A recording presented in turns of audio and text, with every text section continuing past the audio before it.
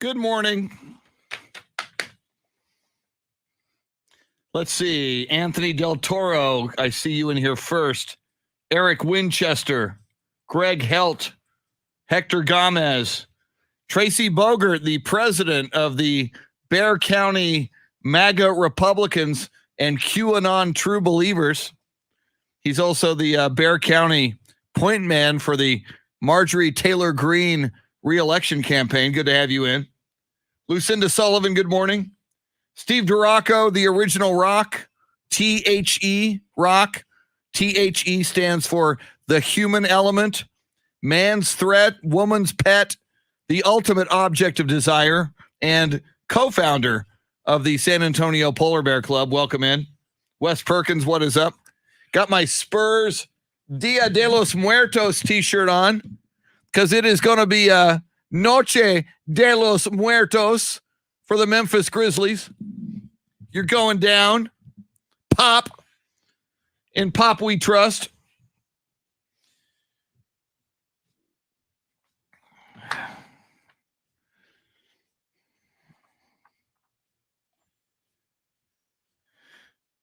Eric Winchester, haven't seen you here in a while, man. Welcome back.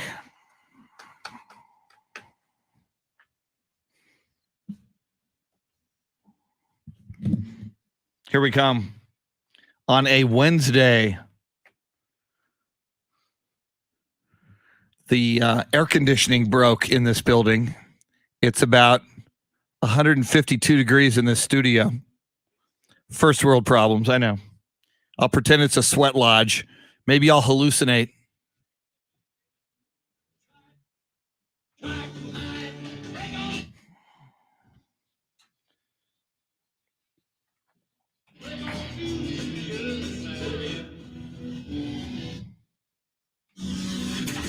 Now, Chris Duel. Glory, glory, hallelujah, and all praise Coach Gregory Charles Popovich, as tonight he leads our beloved San Antonio Spurs. Well, at least my beloved San Antonio Spurs. Shannon Salty Sweeney, not so much. She's a Mavericks fan, but we forgive her because tonight, Gregory Charles Popovich, St. Gregory of East Chicago, Indiana, his ancestral homeland, leads the San Antonio Spurs into hostile enemy territory, the Grindhouse, the FedEx Forum in Memphis. Nobody gives the Spurs a chance. Nobody respects the Spurs. People got sick of the Spurs with those 22, 23 years of always going to the playoffs. They did not go last year. They will try to keep their hopes alive tonight. That is a 6:30-ish tip-off, which really means about 6:40.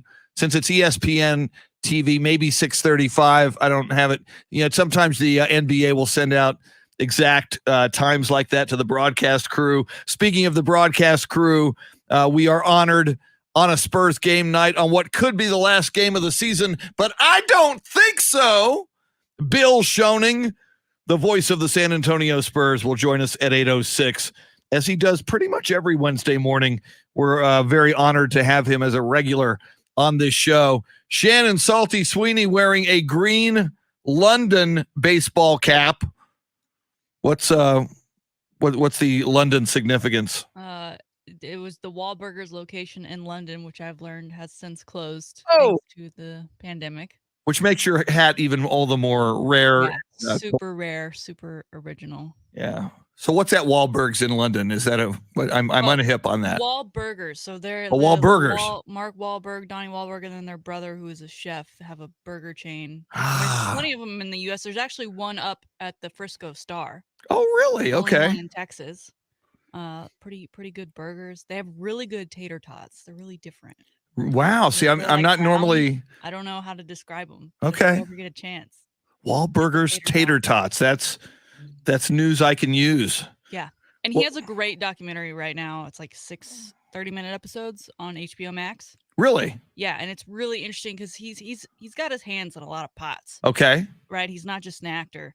but it's interesting because he started filming it in December of 2019, Okay. and then you know that thing that's still happening right now. That Yes. whole pandemic thing. Yes, but not in So Texas. yeah, super interesting to see how he navigated that. So what's the documentary about? Just him. Just And all following him around.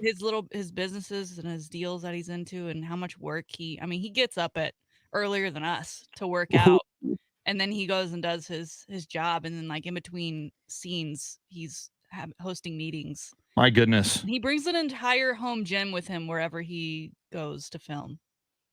That's dedication. Absolutely. Wow. I have HBO Max. I will check that out. They're only 30-minute episodes. As I recommended to you yesterday on HBO Max, and everybody else, if you've got it or in the theaters, the new Angelina Jolie movie. I think it's something along the lines of "For Those Who Want to Kill Me" is the title. It's something like it's was a pleasant surprise. So I'll probably watch it tonight. It's cool. Whoa! Time out. You're gonna watch? Sounds more interesting. Angelina Jolie instead of the San Antonio Spurs fighting all the odds. And I still have to say this, Shannon, and people think I'm nuts. And I know maybe I am nuts, but he's 72 years old. Gregory Charles Popovich, while I expect him to come back, and I talk to experts who expect him to come back, and a lot of people say, because if he sticks around, he's like 30 wins away from the most wins of any NBA head coach ever. Now, those of you who have known Pop over the years will know that doesn't sound like something that he's needs or wants or cares about, but you never know. You know, people have egos and maybe goals that they keep to themselves. I don't know, but I just warn you, just in the sakes, I remember when the Spurs played a game 6 a number of years ago at Oklahoma City, and they were down 3-2. And if they would have lost that game, they would be eliminated by the Oklahoma City Thunder. And they were. And we saw Tim Duncan going off the court and kind of waving his hand and his like a index finger to the crowd. And most of us in that moment, we said, no, I'm not interpreting that as he's not coming back. Like a Drew Brees kind of thing. Yes. You felt, we felt it when you saw Drew Brees walk off that field, and the way he looked back at that court, yeah, you knew. So I'm just. So you want me to watch the Spurs lose just so I can watch Pop? First of all, into the sunset. No. Possibly. Well, I'm saying possibly because what if? And what if like right now on May 19th, Pop, has no intentions on riding off into the sunset, and then what if he wakes up on July 28th and goes, you know what? I think I'm done. I mean, it can happen. And the guy's led a great life. He's got all the money he ever needs. He owns vineyards. He loves to travel the world. He also loves basketball. I'm just saying, when it happens, just like Tim Duncan, just like Drew Brees, when it happens swiftly, and you go, damn, I can't believe that career has come to an end. I don't think it's going to happen. I don't think Pop's leaving us just yet, but I'm just saying. So there's that. Pop leaving the NBA will be like when Tom Brady retires from the NFL. So everyone can take a deep sigh of relief who's not a member of their team. Yes, true. But again, the Memphis Grizzlies tonight, I don't sweat them. Although speaking of sweat, Shannon, Dave Ayler and I, and again, first world problems. I know if you're listening to the radio or watching us on Facebook Live, you don't care, nor should you. And I understand it. I'm lucky to have a job, for crying out loud. However, the air conditioner broke in this building, and in the studio I am in, and I wore a black heavy Spurs t-shirt today because it's game night. It is about 150 degrees in the studio. I want to borrow my fan? Yes. I have a fan in here now. Can you ship it down, please? Yeah. So Dave Ayler, I got 150 degrees in my studio. What do you have in your studio? I think I'm about 154. But and usually, and I wore long sleeves in here because it's about 70 degrees outside. So I was thinking, okay, in the studio it'll probably be about 50. Yeah. And usually you come in here and I come in here and my nipples get hard. It's so cold. And now it's a little too much information. Today I think I'm going to start pitting out soon. It is 6:17 in the morning. Well, you got to start That's early. 6:30 stuff right there. Yeah, I know. Yeah, we don't get that risque until 6:30. And in the like yesterday in the 8 o'clock hour, we started talking about Marv Albert. So and some of his picadillos. So yeah. But I'm starting. It's so hot in here. I'm starting to pit out. Oh man, I might have like a T-shirt in the trunk of my car if you want to. So I can wipe my pits. Well, I can't believe he's in. Prayers. I mean, look what he's wearing, Shannon. He's like in a He always looks sweatshirt, like man. he's ready to go skiing after this. God. Because usually it's like 50 degrees in here. Yes, I know. It's never just right. It's never 72 degrees. It's either 50 or 150. What was I gonna- So yeah, so I typically bring in coffee. So I'm guzzling hot coffee. Not today. I am all about, and I got all this. I brewed all this coffee this morning. I brought it in because I'm a coffee snob. But yeah, I'm all about the iced tea. So Go iced coffee, man. Ooh, Get you a Dunkin'. I know. Did you get one today? Yeah, I did. Sweet. I did. That's my On next big brand. thing. I'm gonna do some Dunkin' iced coffee, and because our listener and friend Joel Cologne recommended it earlier in the week, Black Rifle Coffee is not far away. Black Rifle, I hear, does wonders as far as the idea of coffee to like wake you up. Ooh, nice. But I have to have flavor and things in there that make it not taste like coffee. Yeah. So it's probably not for me. Yeah, and I guess one of the reasons Black Rifle will wake you up, the founder apparently was in the military. I'm thinking he was either in Afghanistan or Iraq when he was beginning to develop, a coffee that can really wake you up, especially if you're in the military and you got some serious stuff to do that day in country. So yeah, I need to check that out, and I will. All right. It is just about 6:20. It is now. We do 3 contests today. 620, 720, 820. The 820 is going to be your chance to win tickets to go see Korn and Stained at the Circuit of the Americas. When the time comes, Shannon will tell you how you win those. But now, and we'll do this again at 720. We do it 12 times throughout the day, typically on the every time on the 20s. It's the Grand in Your Hand Cash Contest. You're going to get a keyword right now. Go to whatever website of the radio station you're listening to, AM 1300 The Zone or Ticket 760. Pop that keyword in the website, and you're in the running to win $1,000. Here it comes. Now, right now, here's your chance to win $1,000. Just enter this nationwide keyword on our website. Deposit. That's deposit. Enter now.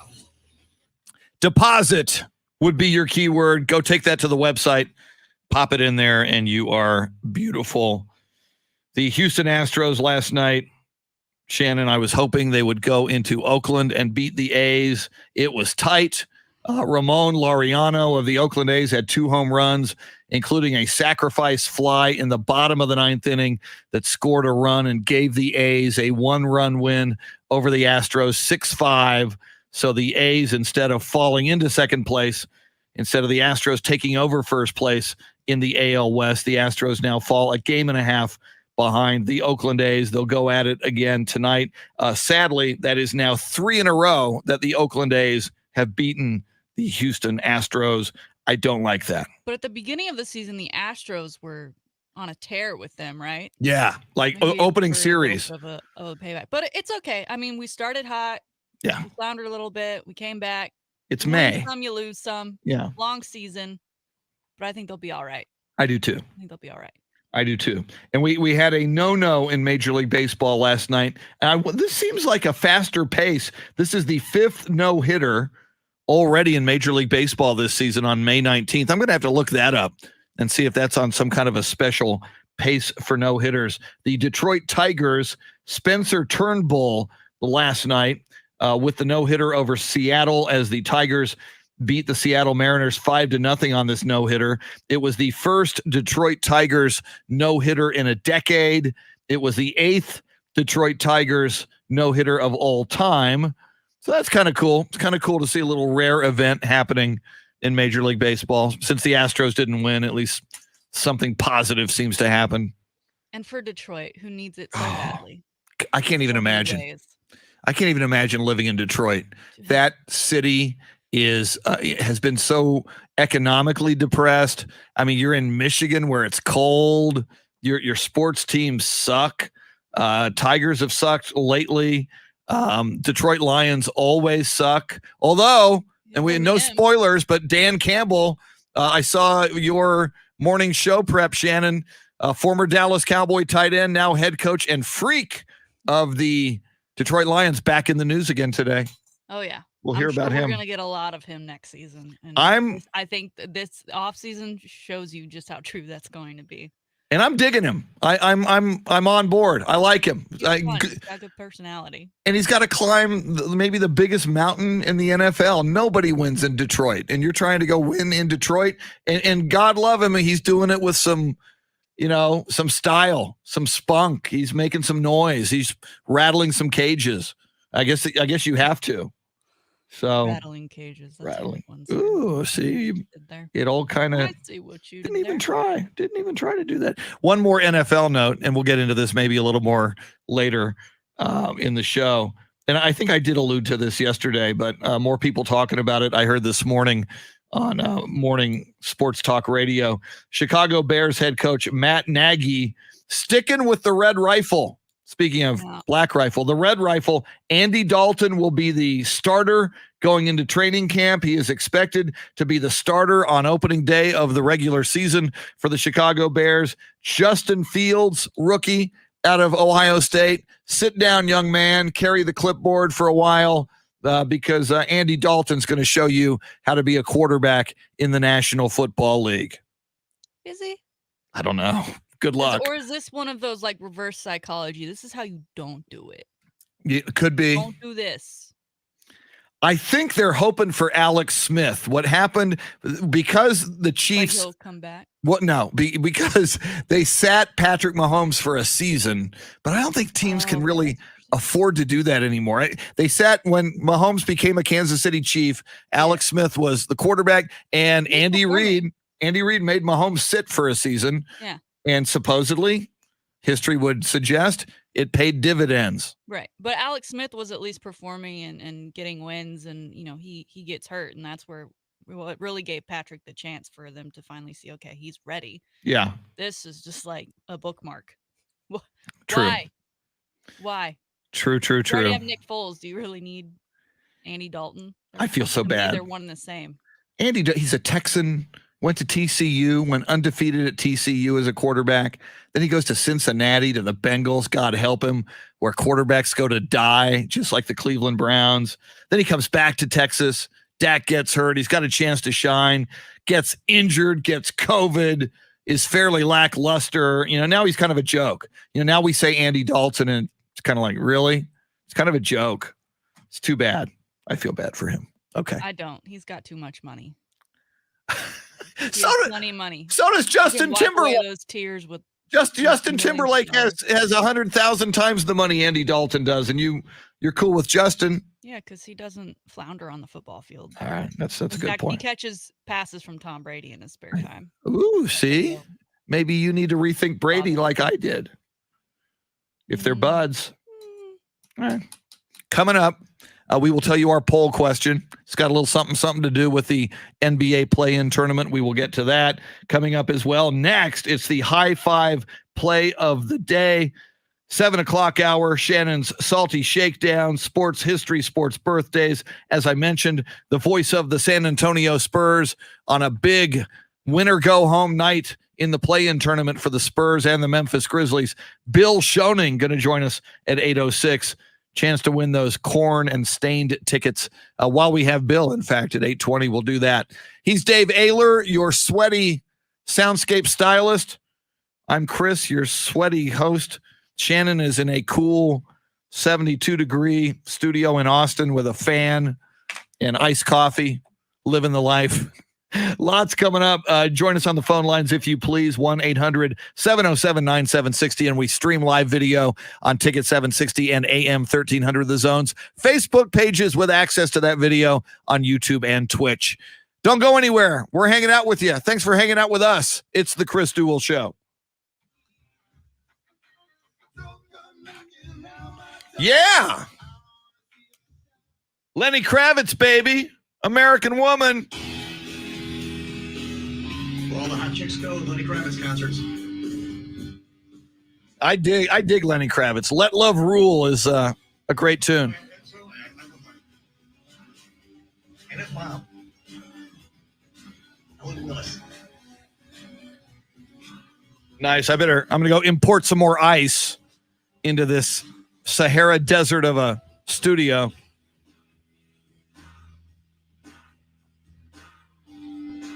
David Valles, John Williams, Ralph Balderas, Roger Salazar, Luisa Alanis, Clint Proctor.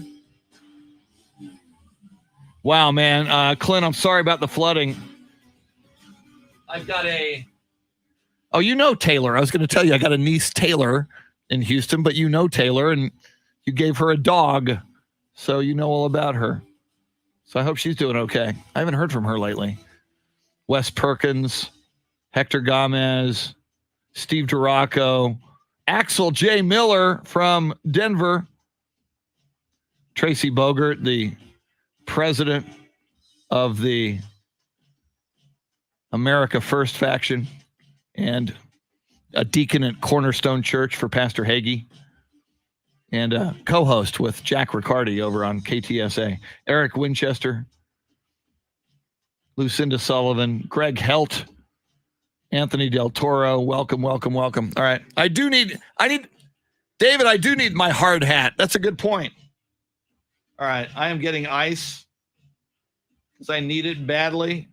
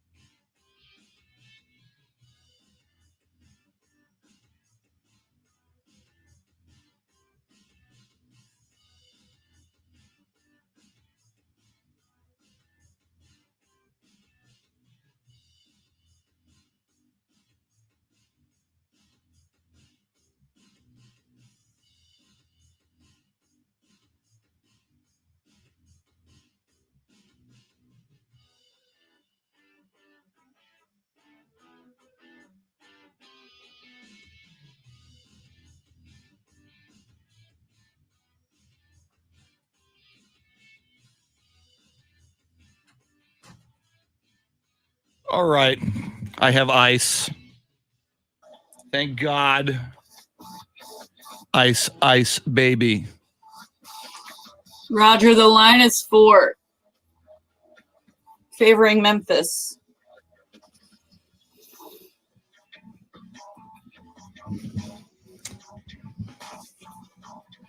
Don't believe the line, Roger. Spurs are going to find a way.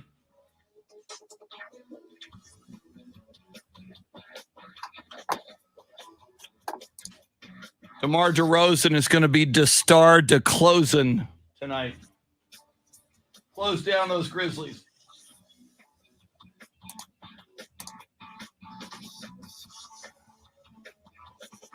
Okay. I need to check something here.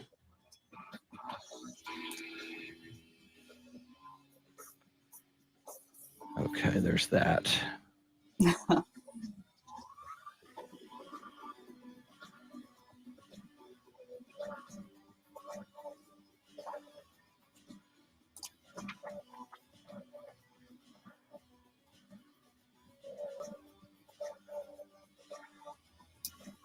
Yeah, Roger, it opened at 3. Ooh, that's interesting. I didn't know that.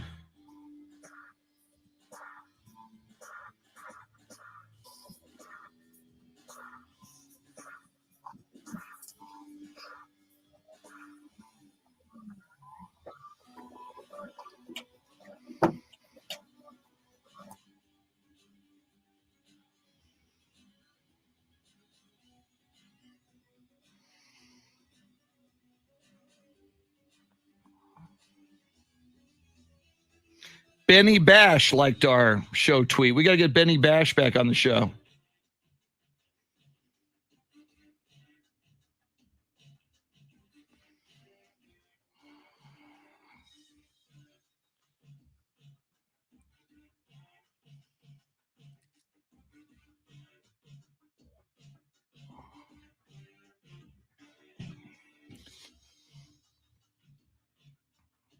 All right, let me see here.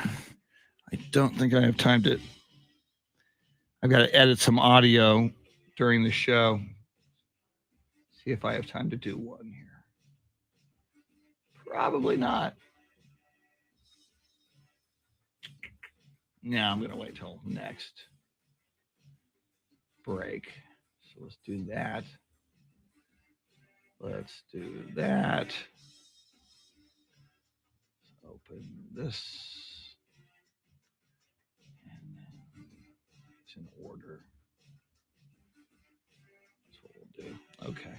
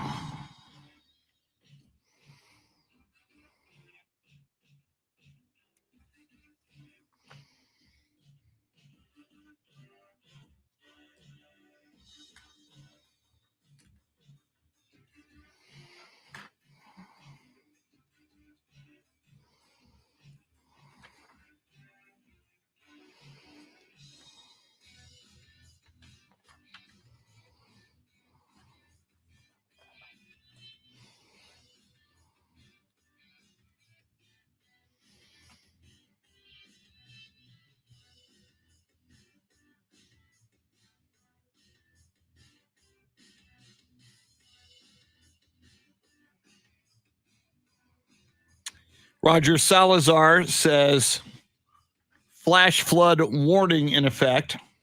Jason, I had the Spurs glasses on most of the first segment. I'll put them back on.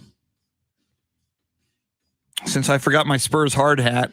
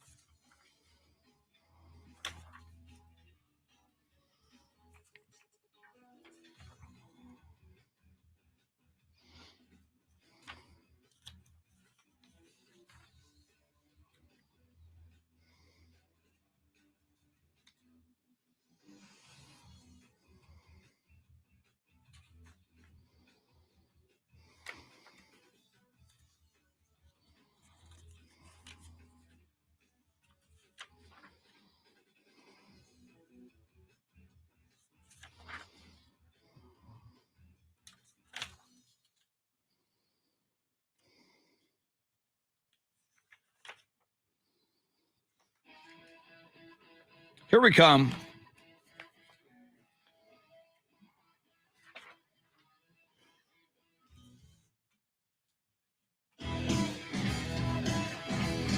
Welcome back. It is the Chris Duel Show, along with Shannon Salty Sweeney.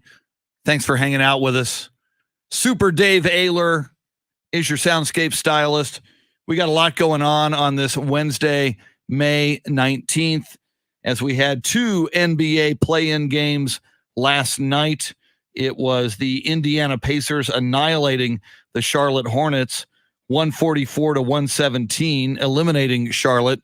That bums me out because James Borrego, a former Greg Popovich assistant, ties to the Spurs. He's the Charlotte coach.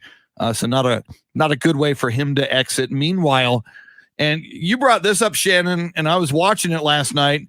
You know, you kind of like the chances of the Washington Wizards to make some noise in this play-in tournament and perhaps beyond. They were leading through, much of the first half into the third quarter against the Boston Celtics, but the number 7 seed Boston pulled away and beat Washington 118-100. So with that win in that 7-8 game, you win that one, you advance. So Boston will now take on the number 2 seed Brooklyn Nets in the regular playoffs, but Washington lives to fight another day.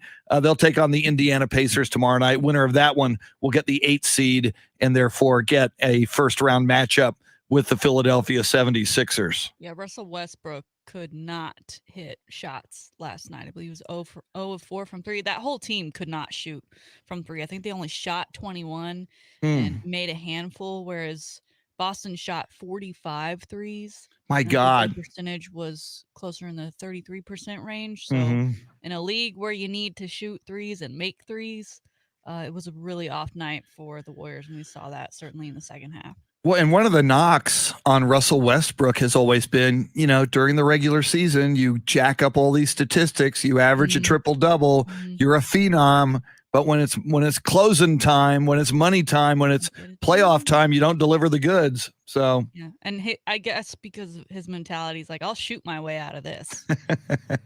Yeah. You can't do that when you're in a situation like this. It's not best of 7, buddy.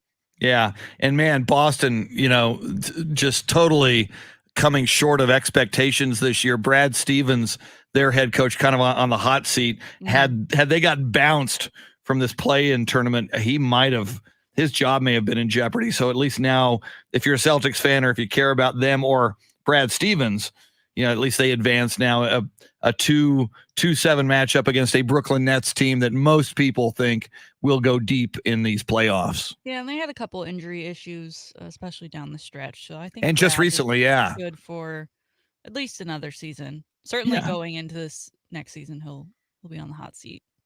Very, very true. In a moment, the high five play of the day. I see Laura Burris just joined us on Facebook Live. Welcome in, Laura, from the San Antonio Food Bank. If you're new to the show, we do stream live video on AM 1300 The Zone and Ticket 760's Facebook pages. There's a link to get in there and see the video on YouTube and on Twitch. And you're not just interacting with us in real time, you're interacting with everybody.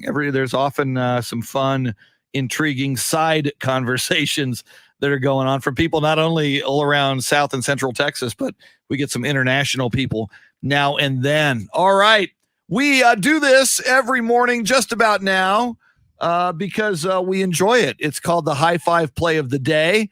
We make sure we find somebody who deserves a high five, usually in the world of sports, but we're open to, if it's a great story, we'll tell you a great story. And the high five play of the day is not just the name of the segment, Shannon. It is a cool place to hang out. Actually, 2 locations in the Austin area. Yes, that's right. 2 locations, but I will be attending the high five on Anderson Lane this Sunday. I'll be there at about 7:30. Kickoff for the Austin FC game versus Nashville is at 8. So I'm going to get there a little early. Come hang out. They've got great Sunday specials, $5 12-inch pizzas, $15 craft pitchers, $12 domestic pitchers.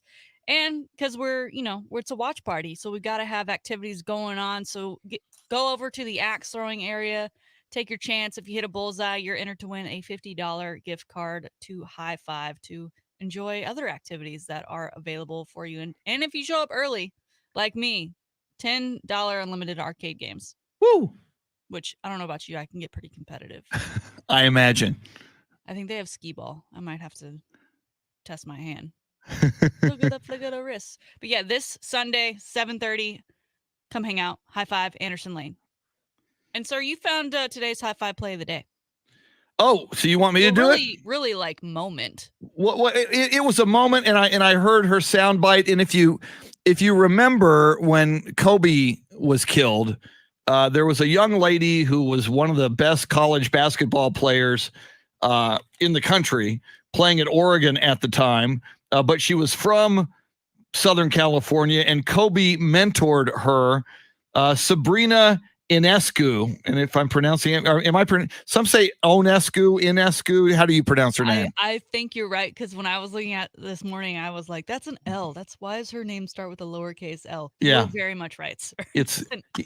Yeah, I hear a lot of people pronounce it Ionescu. So it's spelled Ionescu. Interesting name. Sabrina Ionescu.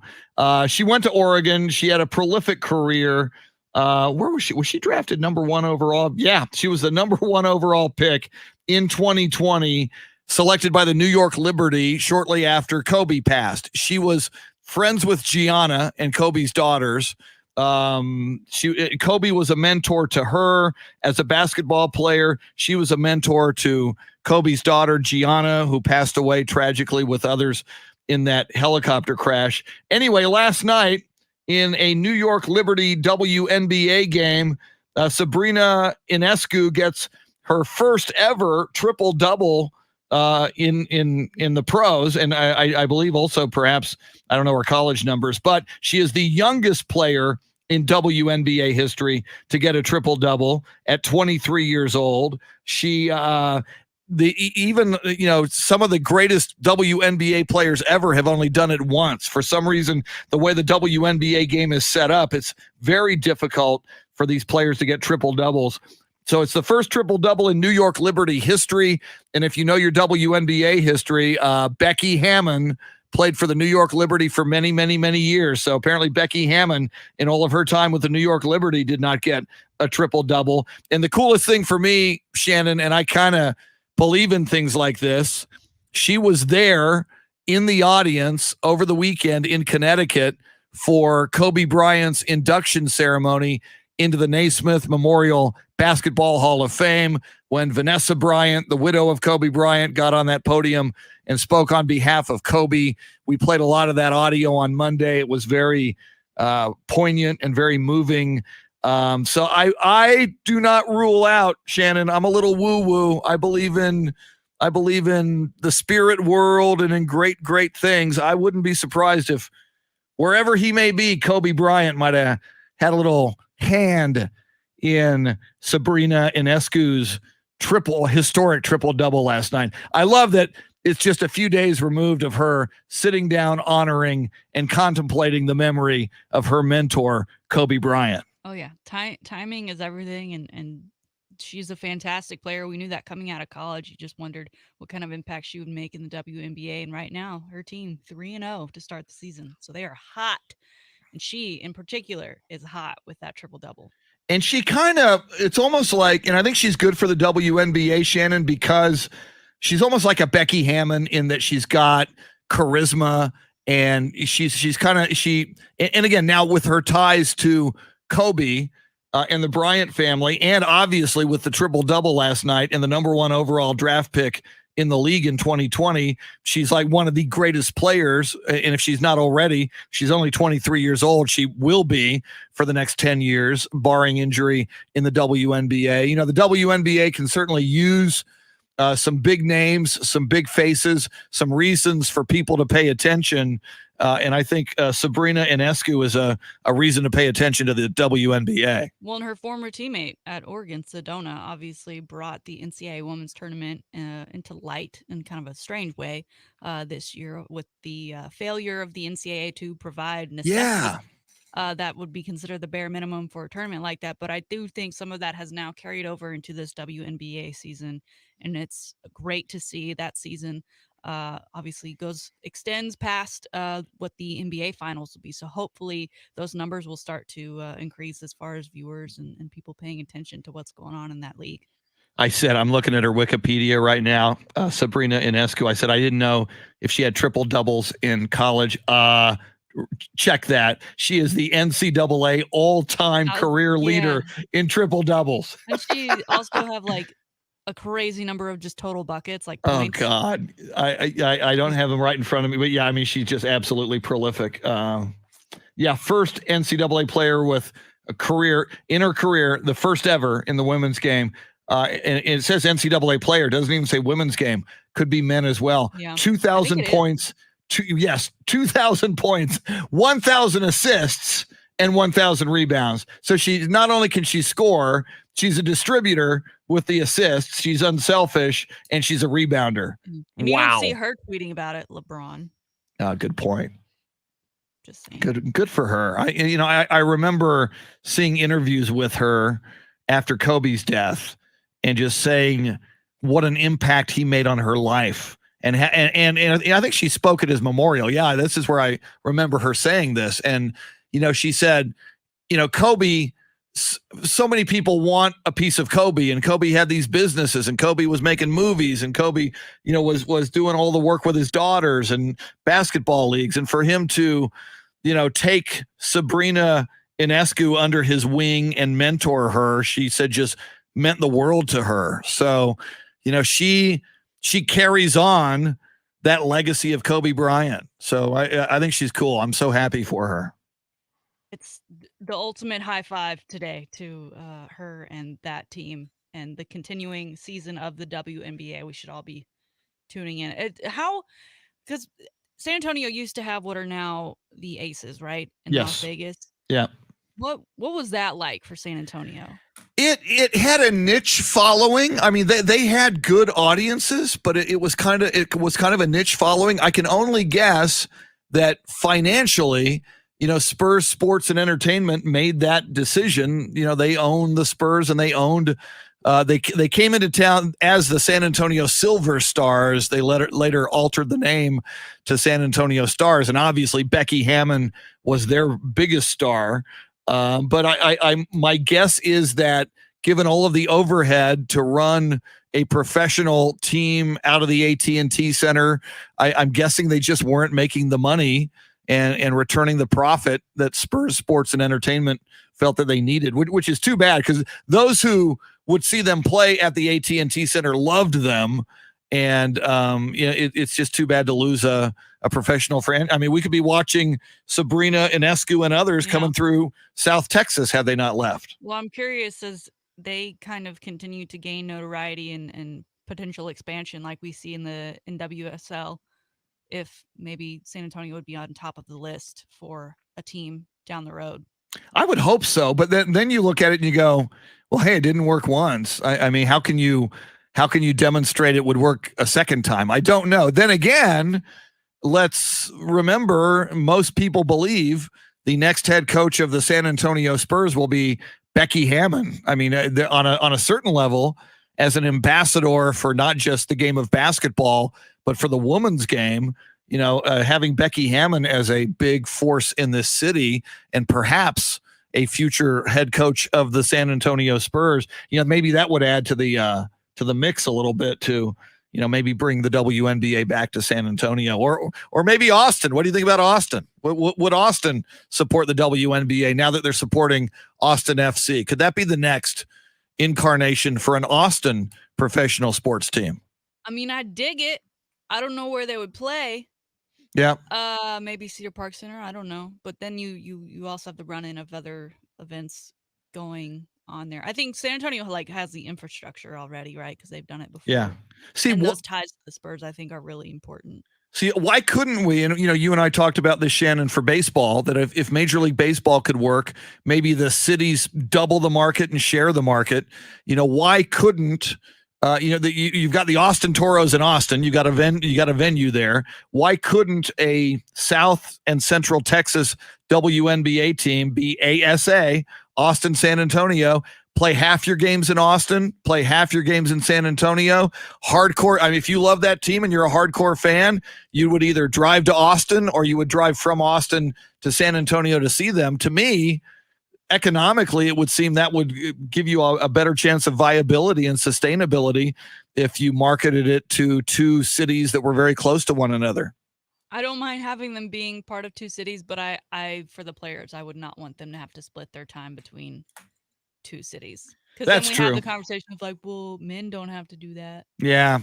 In the NBA, many, many years ago, in the early 70s, we had the Kansas City Omaha Kings. It was an NBA. It's now the Sacramento Kings, but for a year or two, I'd have to look up how long, they shared cities. It was Kansas City, Missouri, and Omaha, Nebraska. They were the Kansas City Omaha Kings. Didn't exactly work out. You can't really point and go, hey, that worked. No, it didn't really work. But there is precedent. I'm just saying. And Austin and San Antonio are infinitely cooler than Kansas City and Omaha. Plus, we have better tacos down here. I'm just saying. All right, moving on. Lots more to talk about. NBA play-in tournament, Major League Baseball, Astros, NFL football. Another contest, Grand in Your Hand contest, coming your way here in just a few moments at 7:20. Shannon Salty Shakedown at about 7:40. Thanks for hanging out with us. We're here till 9 on the Chris Duel Show.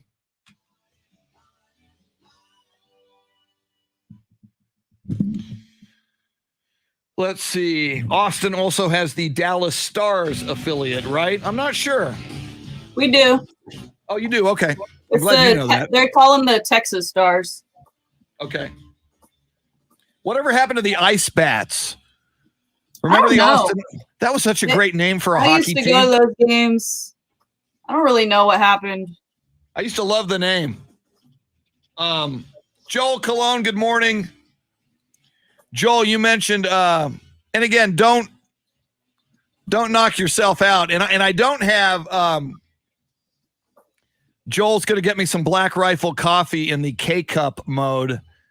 It's weird, Joel. During the week, I'm not at my home because I'm like a caregiver for my mom during the week, so I'm only home on the weekends.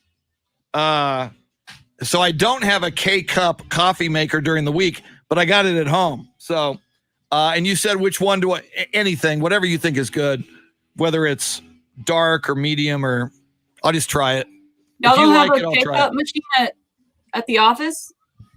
No, they brew it. They ground the coffee. There's a grinder, and then there's a big, gigantic brewing setup. So it's not. We have one of those, but we have like a K-cup machine in like one of the sales places where they typically like host clients. Yeah, I mean, I love the convenience of K-cup, and Joel, to answer your question, I like ground a little bit. It just tastes a little better to me. I just think it's. But Joel, I'll have it the way you have it. If you do it via K-cup, I'll do it via K-cup. So, and you're very kind to do that. But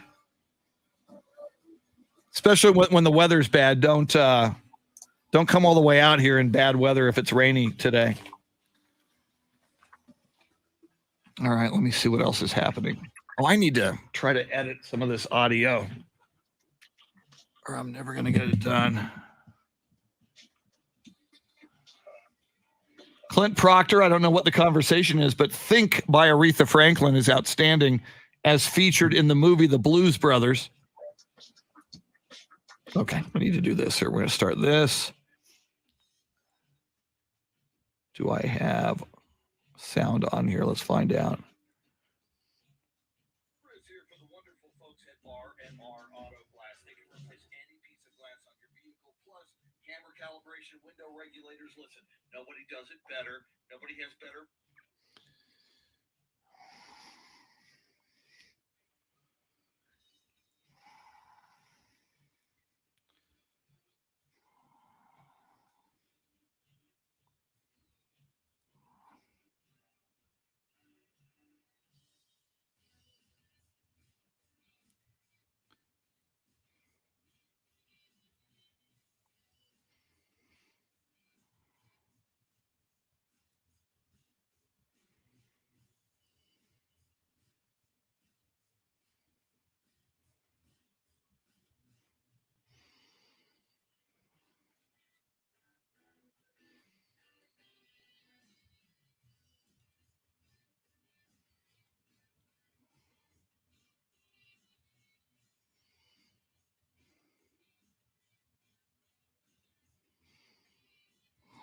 Chris here for the wonderful folks at R&R Auto Glass. They can replace any piece of glass on your vehicle, plus camera calibration, window regulators. Listen, nobody does it better. Nobody has better prices. Nobody has better customer service and the lifetime warranty. Speaking of prices, ask them about the Duel deal. Save even more money off the already low, reasonable pricing, plus military UTSA senior discounts as well. Check out the website, rnrautoglass.com, RNR Auto Glass.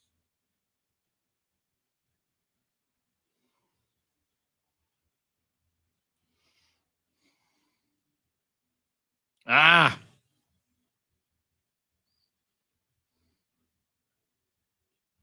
Two and four.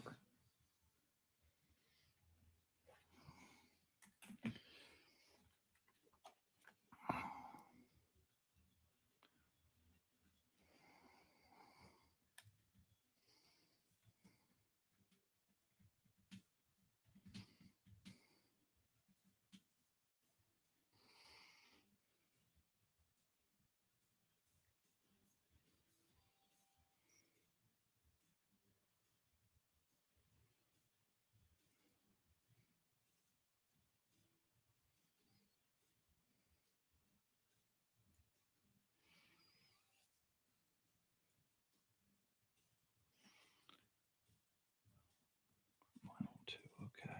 Effects. Normalize.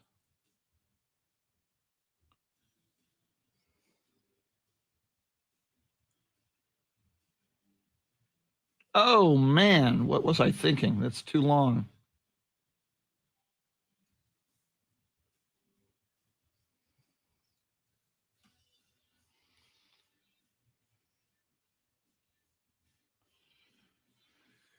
All right.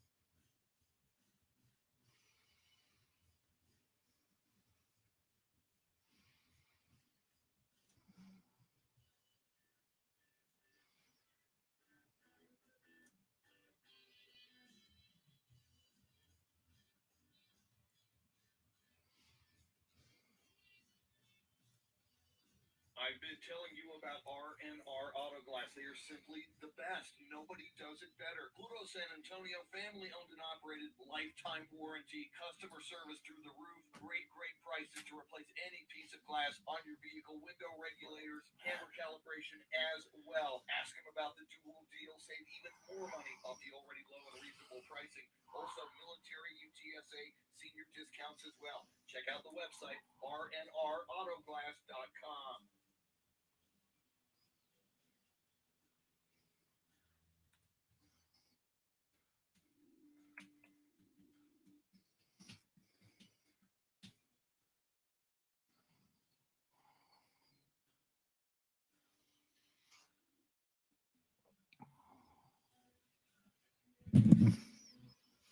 Jason's got his coded tickets. Way cool. Seats are close to the starting and finish line. Jason, glad to hear that, man.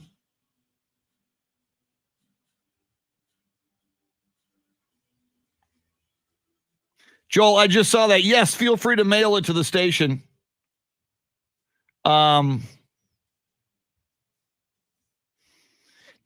sometimes we don't have a receptionist lately because of COVID, but I should still get the mail. I know it's it used to when you'd get mail, they'd put it on your desk. Now it's you need to get kind of lucky to find it, but I'm sure I'll get it.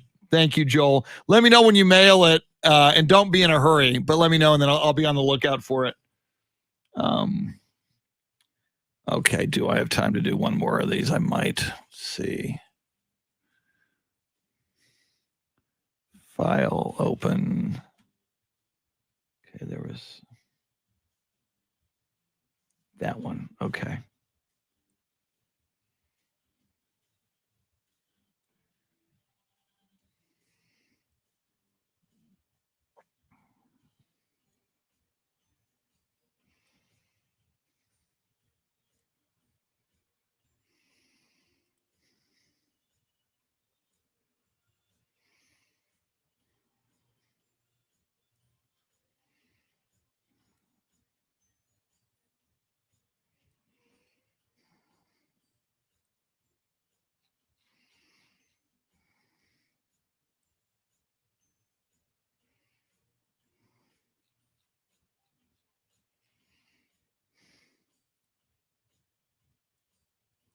weather is beautiful. Get your car looking beautiful. Get it into R&R Auto Glass. They can replace any piece of glass on your vehicle, plus window regulators, camera calibrations. Nobody does it better with the lifetime warranty. They save you money, and you can save even more money. Ask them about the Duel deal. They'll knock even more price off the already low and reasonable pricing, plus military, UTSA, senior discounts as well. Go look at the website, rnrautoglass.com. It's all there, R&R Auto Glass.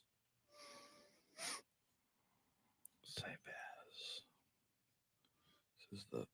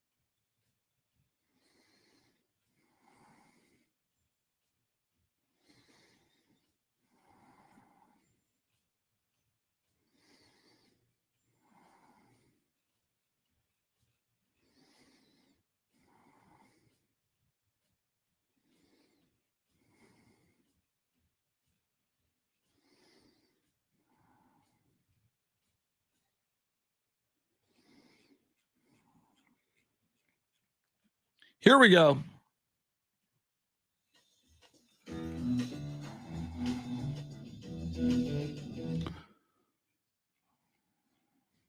You know the day destroys the night.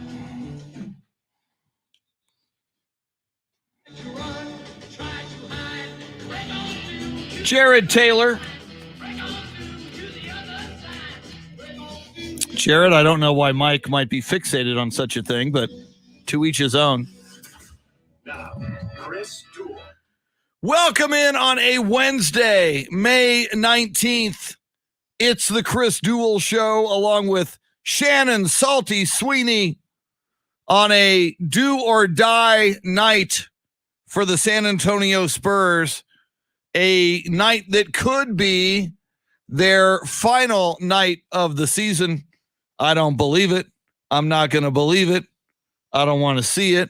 I don't sweat the Memphis Grizzlies. As Shannon told somebody on Facebook in the 6 o'clock hour, and you are correct, Shannon, the Memphis Grizzlies are a 4-point favorite to win tonight, but it's in their house. I mean, isn't home court worth like 3 automatically? So Well, here's the thing to take away, Spurs fans. You played the Grizzlies 3 times this year. You Yep. only won one of those. The 2 losses came on your home floor. So you already beat them in their own house. woo, Also, those 2 losses came without DeMar DeRozan. to start a chosen, That's right. to start a closing. So I wouldn't read too much into that line. No, it's there. Use that as motivation. Use ESPN leaving you out of the playoff graphic as motivation, which they did. They then redid and added to start a chosen. Thank But they you, didn't even like really tweet it out. They put it in the thread. man. Yeah, no respect, which is fine, and the Spurs themselves, Spurs fans, and this goes even back to before they ever won a championship back in 1999. Spurs fans have often freaked out. Oh, we don't get respect. And even when the Spurs were winning championships with Tim Duncan and company, you know, the national media thought the Spurs were boring and they never. I heard Dan Patrick say, I was driving home this week after one of our shows, Shannon, and Dan Patrick was talking about Tim Duncan. I guess it was Monday because Duncan was fresh in our mind because of the Hall of Fame induction ceremonies. But he said the fact that Tim Duncan lived in San Antonio and played in San Antonio and never cared about beating his chest, social media. And Dan Patrick said, I tried for 15 years to get him to come on the show and do an interview with me. And he was polite, but he said, I don't really want to do interviews. Dan Patrick made the point, if Tim Duncan would have been in New York playing with the Knicks, or LA playing with the Lakers, or Chicago with the Bulls, or Miami with the Heat, or Boston thought they had him. Boston in that draft lottery had the most ping pong balls. Rick Pitino was the head coach of the Boston Celtics at the time, and the odds said overwhelmingly, you're going to get Tim Duncan out of Wake Forest because you've got the most ping pong balls in the lottery. But Dan Patrick's point was, people right now would be arguing for Tim Duncan to be a top 5 player. I mean, and Spurs fans believe that already because we've watched his career. But if he was in a big market, I mean, he'd be as big as Kobe. He'd be and a lot of people go, well, he's better than Kobe. I know Don Harris, sports director here at Channel 4 in San Antonio, makes that point. But I just think the rest of the NBA doesn't regard him as well as they should. And just like Pop, that's fine by Tim. Tim came to play basketball. He knows who he is. He knew who he was. He played the game. He won 5 championships, won all of these accolades and different records. But it is amazing that the Spurs themselves and Tim in particular kind of disregarded compared to what it would be in another market. Yeah. And I agree with what you're saying. And when people, list their starting 5, it's usually the Kobe's and the LeBrons and the Steph Curry. It's all these guards, right? They're all the flashy people that you see in the commercials. If you were to actually assemble a team with your traditional positioning, I don't know why you wouldn't pick a Tim Duncan if you were going modern era. Well, and one other quick point on Duncan that was brought up on the Dan Patrick show. Dan Patrick said, if you could start a team right now in their prime, you're going to have them for 15 years. Who would you want to start your team? Tim Duncan or Kobe Bryant? And I think he threw in Kevin Garnett because he was part of that Hall of Fame induction class. But the point is also now the game has changed. Now there's not much defense played, and now it's typically young guards jacking up 3-point shots. If you got brand new 22-year-old Tim Duncan after playing 4 years, strangely these days at Wake Forest, I'm sure he's such a great athlete. He would adapt to the modern game, but he'd probably have to be like a big guy like a Luka Doncic throwing up 3-point shots. He would probably have to adapt his game, and certainly defensively, he might not be the force that he was just because there's less defense. There's less guys coming inside because they're jacking up 3-point shots typically. Did he have big hops? Define big hops. Just ups.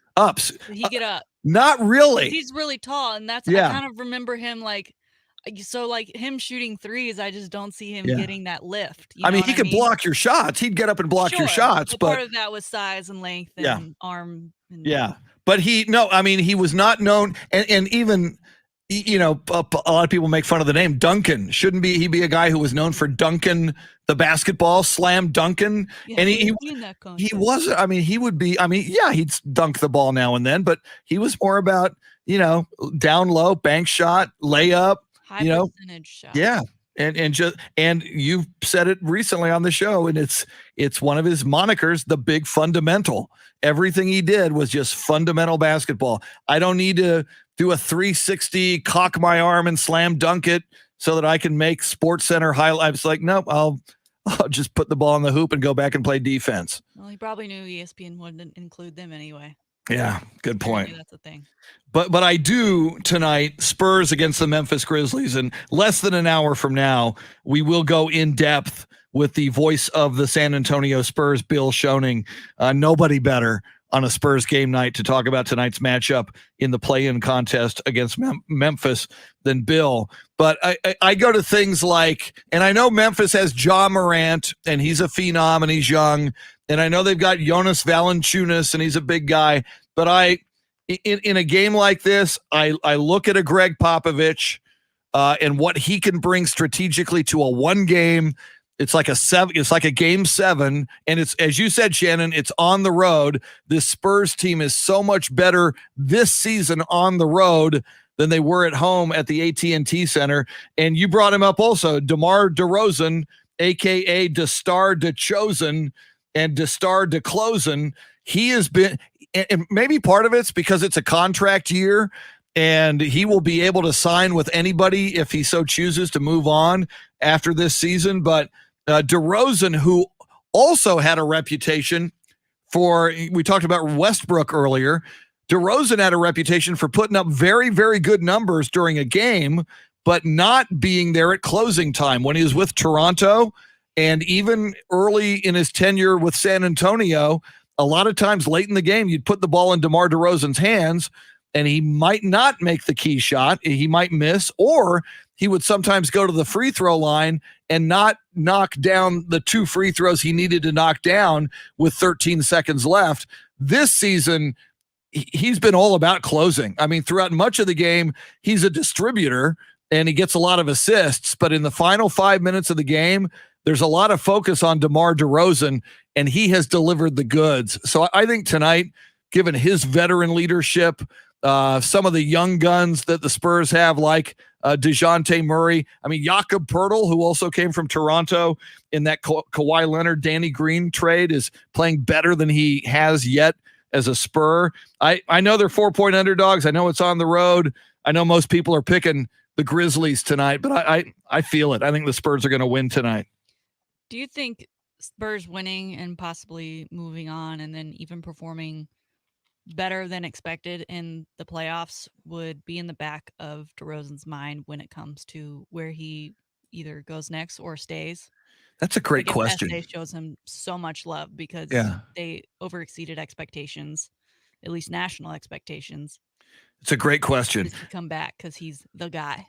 Yeah. He may not feel like the guy right now. And maybe that's why he doesn't close in previous moments. Well, and what's interesting about him is, here's a guy from Compton, California, which, and most people have heard of Compton, near LA, rough neighborhood. He goes to Toronto, and he fell in love with the people of Toronto because they treated him well. He never wanted to leave Toronto. He wanted to retire a Toronto Raptor because and think about that. Southern California, it's warm.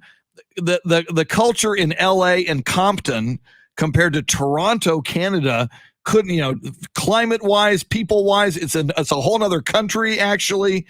For him to fall in love with Toronto and want to stay there and be loyal to Toronto, and he was absolutely heartbroken and devastated when they traded him. Like a week after, he asked the general manager of the Raptors, am I good? Am I staying here? And, oh yeah, we love you. You're good.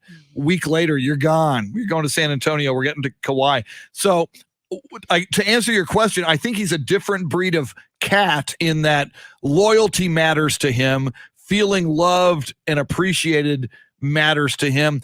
But then the other X factor in this offseason is going to be, there's only 2 major prizes in free agency. Ironically, Kawhi Leonard's a free agent and DeMar DeRozan, the 2 guys who were the focus of that San Antonio-Toronto trade.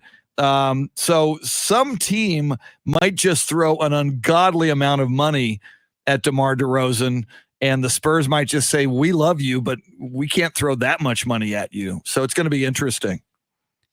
If you're a Spurs fan and he leaves, where does that leave you going to next season after something like this? They're going to have a ton of cap money, but again, the bad news, that's the good news. You'd have a ton of cap money. Right, but there's no one to spend it on. Right. There's no one special out there. So I think you continue to work the youth movement. I mean, obviously R.C. Buford and Pop and Brian Wright are geniuses when it comes to player personnel. So they probably know guys out there who we haven't even thought of who could bring them great value for a relatively low price.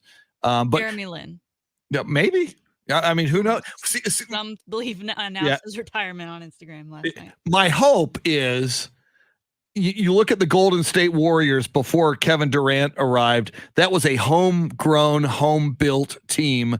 They had great vision and player personnel. They knew Steph Curry was something special coming out of Davidson.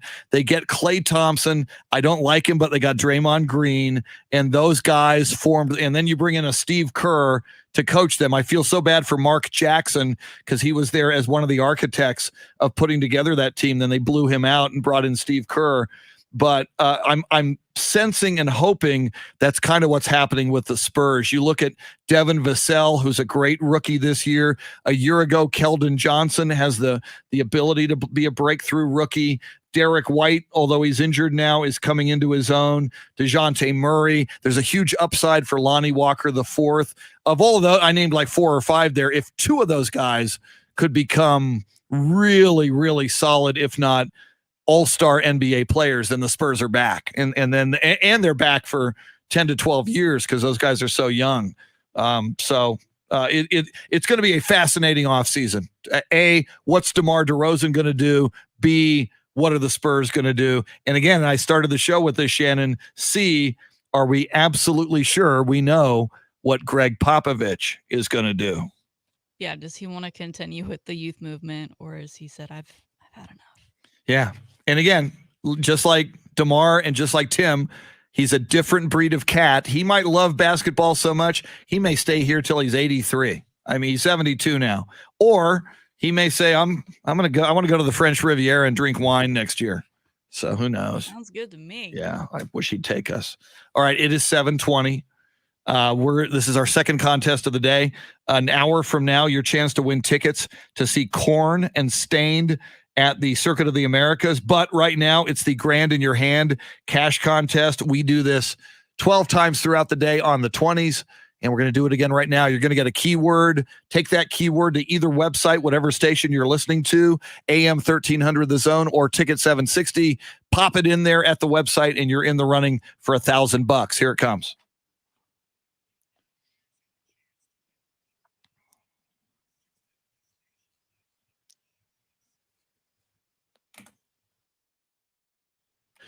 Entering now. Work. That's the key word. You know who's not working, Shannon, because he's vacationing in Hawaii. Have you seen this? A guy, big name in the world of sports. Aaron Rodgers. Mr. Yes, ma'am. Along with Shailene Woodley. He says, I don't need to be hanging out waiting for something to happen. I'm going to Hawaii with Shailene. So this is the most I've ever seen of Aaron Rodgers in the offseason. Good point. And I was watching Blackish on demand on Monday night, and they play the little ads instead of like normal commercials, and so most of the ads are typically geared towards ABC and their other shows. And I think it's called The Connors, basically Roseanne without the Roseanne.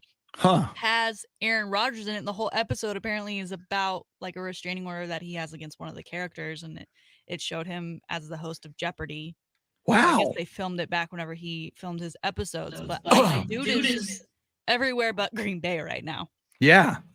And he doesn't, I mean, how was he? I didn't watch the episode. It was like a preview. So I don't know if it came out this week, and if it did, when it's coming out, or if it's already out. I was like, what is this? He doesn't seem like a charismatic, he doesn't seem like a guy who would do well, A, as host of Jeopardy, or B, as, and maybe as Jeopardy, because you got to be a little sarcastic and acerbic. So maybe, but to be on a sitcom and to be doing all these things he's doing, and who knows, maybe we're wrong, or maybe I'm wrong, but it's just like we talked about Chris Webber the other day, retiring from, or at least moving on from broadcasting. Webber never had an it factor, whereas to me, and I know it's a completely different sport, but Tony Romo is the ultimate dude. Has it. He has passion. He's knowledgeable. He will entertain you. He will inform you. He will make you think. When Romo says something, it's either funny or insightful, but it has meaning.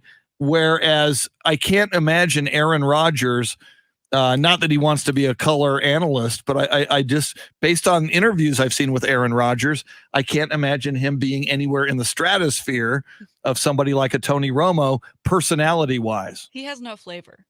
Yes, I agree with that. And there's nothing wrong with a person who has no flavor. There's just jobs for you and there's jobs that aren't for you. True. Yeah, and I would say probably most people don't have flavor. I mean, it's Right. most people lead their lives, and obviously he's one of the greatest quarterbacks in the NFL. He's a surefire Hall of Famer. We're not here to slam him, but I mean, look at like Bart Starr of the Green Bay Packers. Same. He was like a workmanlike quarterback, had a better attitude apparently with his teammates than Aaron Rodgers, but not. Some people excel at something and they're very good at something, and they're not. And I think as it turned out for Tony Romo, as good of a quarterback as he was in the NFL, his vein of gold, his magical superpower is being a television football analyst. He's so darn good at it. I almost feel like Aaron Rodgers is going through midlife, quarter life, whatever life crisis, right? Because he's turning away. He's almost like turning his back on the thing that he's had for so long, that they've been so cherished and connected. And he's running off doing all these vacations. He's dipping his toe in the water of TV, whether that be hosting or whether that be apparently jumping in on a sitcom. It's all very strange right now, and we've yet to hear from him. Apparently, we will hear from him via interview sometime, I think, later this week. But who knows if we'll actually get what we want, knowing he probably won't. Well, and remember, as you said, turning his back on, in this case, the Green Bay Packers. This is a guy who no longer talks to his parents. When he figured out, I'm done with you, he turned his back on his parents and his brothers. So there are those who are saying, if Aaron Rodgers has already made the determination, I'm done with you, Green Bay Packers, then he ain't coming back. You think he holds a grudge? By all accounts. By all accounts. All right, coming up, Shannon's Salty Shakedown. That is just moments away. This day in sports history, sports birthdays, and more. As we mentioned, Bill Schoening, the voice of the San Antonio Spurs, on a big game night, easily the biggest game night of the season for the Spurs because it's win or go home. We'll talk everything Spurs versus the Memphis Grizzlies with Bill just after 8 o'clock. Then 8:20, your chance to win tickets to see Korn and Stained. As always, streaming live video on AM 1300 The Zone and Ticket 760's Facebook pages. You can get in there through YouTube, Twitch as well.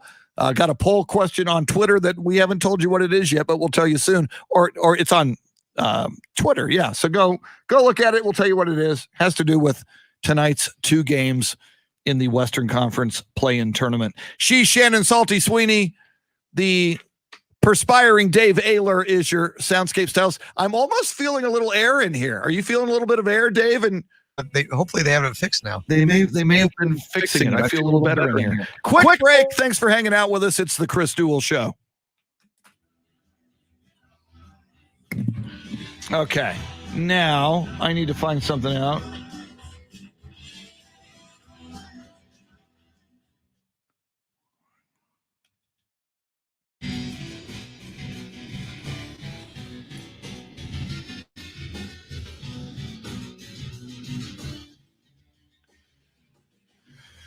All right, why did that not load? What's going on? Come on. There it is. That's what I'm looking for.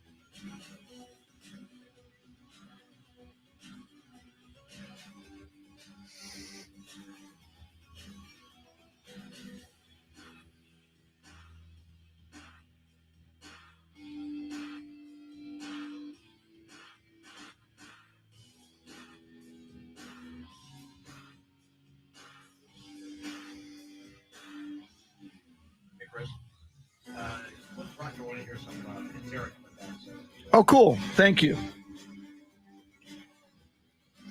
Clint Proctor, your Pantera is on the way.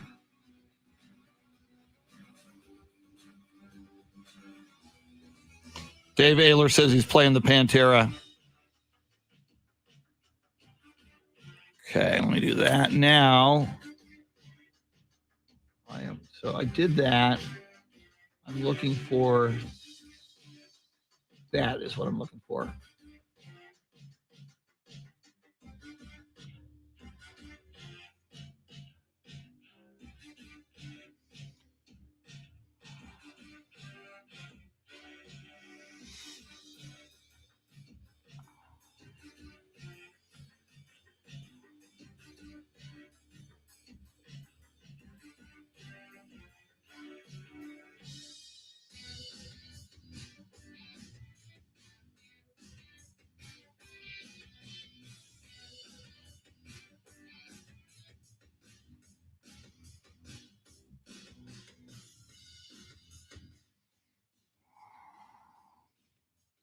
Nobody does it better than R&R Auto Glass. Workmanship, customer service through the roof, lifetime warranty, saving you money. They can replace any piece of glass on your vehicle, plus onboard camera calibration, window regulators. Ask them about the Duel deal. Save even more money off the already low and reasonable pricing. Military, UTSA, senior discounts as well. Check out the website, rnrautoglass.com. rnrautoglass.com. Check them out.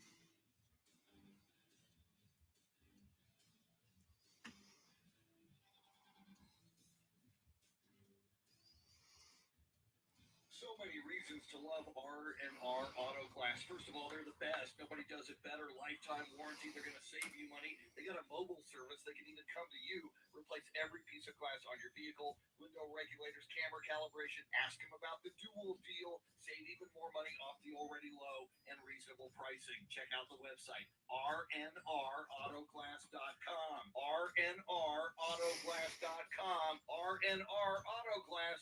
They're the best.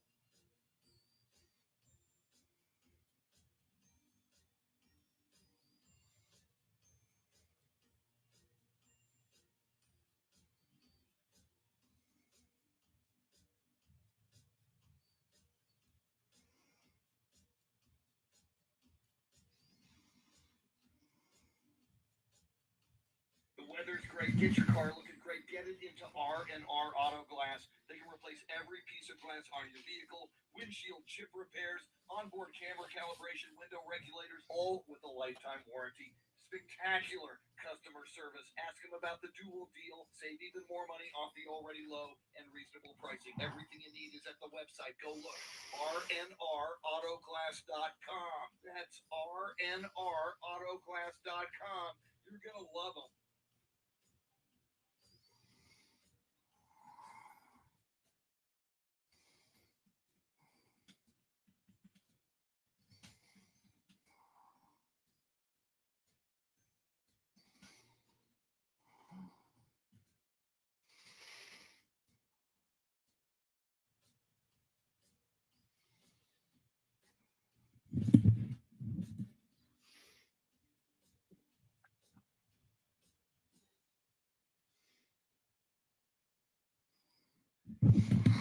Very funny, Clint.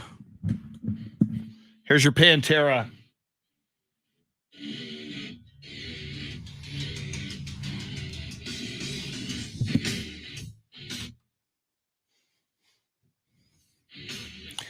Pantera. That is by request. Clint Proctor out of the Houston area this morning, joining us on Facebook Live, requested that Dave Ayler, our soundscape stylist, play a little Pantera. Shannon, are you into Pantera? I have no idea what this is. I've heard of Pantera. I'm not that hip. Dave Ayler, enlighten us about Pantera. Are they one of your metal bands? I saw him one time. Ooh. Unfortunately, only got to see him one time. Out of Dallas, Texas. They are out of Dallas, Texas. They were. They're not around anymore. But that's kind of cool that they're a Texas band. We like that. Very nice. Chris Duel Show, along with Shannon, Salty, Sweeney, music by Pantera. If you want to join us on Facebook Live, lots of people in there, lots of fun people. You can join us. By the way, phone number, if you ever want to jump in on the phone lines with us, is 800-707-9760. And a spoiler alert, you're going to need that phone number at 8:20 if you want to score the Korn and Stained concert tickets coming to Circuit of the Americas. That we're going to do that at 8:20 and doing that all this week. So you got another shot Thursday, another shot on Friday at 8:20. We'll do that during the segment just after 8 o'clock when we speak with the great Bill Schoening, the voice of the San Antonio Spurs. Spurs playing tonight in the play-in tournament. 2 games tonight. They're both on ESPN television if you want to look for them on television. Spurs game tips off just after 6:30. So pregame on the Spurs radio network originating out of 1200 WOAI in San Antonio. Pregame will be at 6 o'clock with Bill, with me, with the lovely Michael Bartlett and others.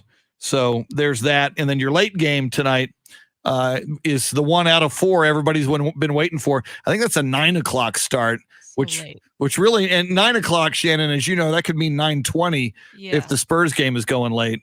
So yeah, that's going to be, and I want to see it. I'm going to be sleep deprived and cranky tomorrow morning. I get it, because you can't put them both at the same time. Yeah. But dang it.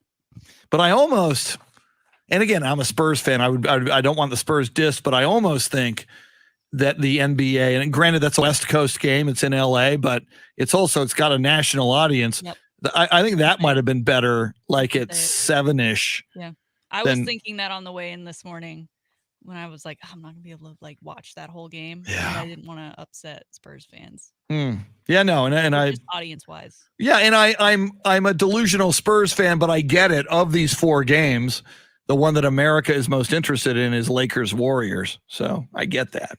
But don't sleep on the Spurs. That's all I'm saying. Shannon Salty Shakedown is moments away. Before that, though, how about some sports birthdays? And this day in sports history.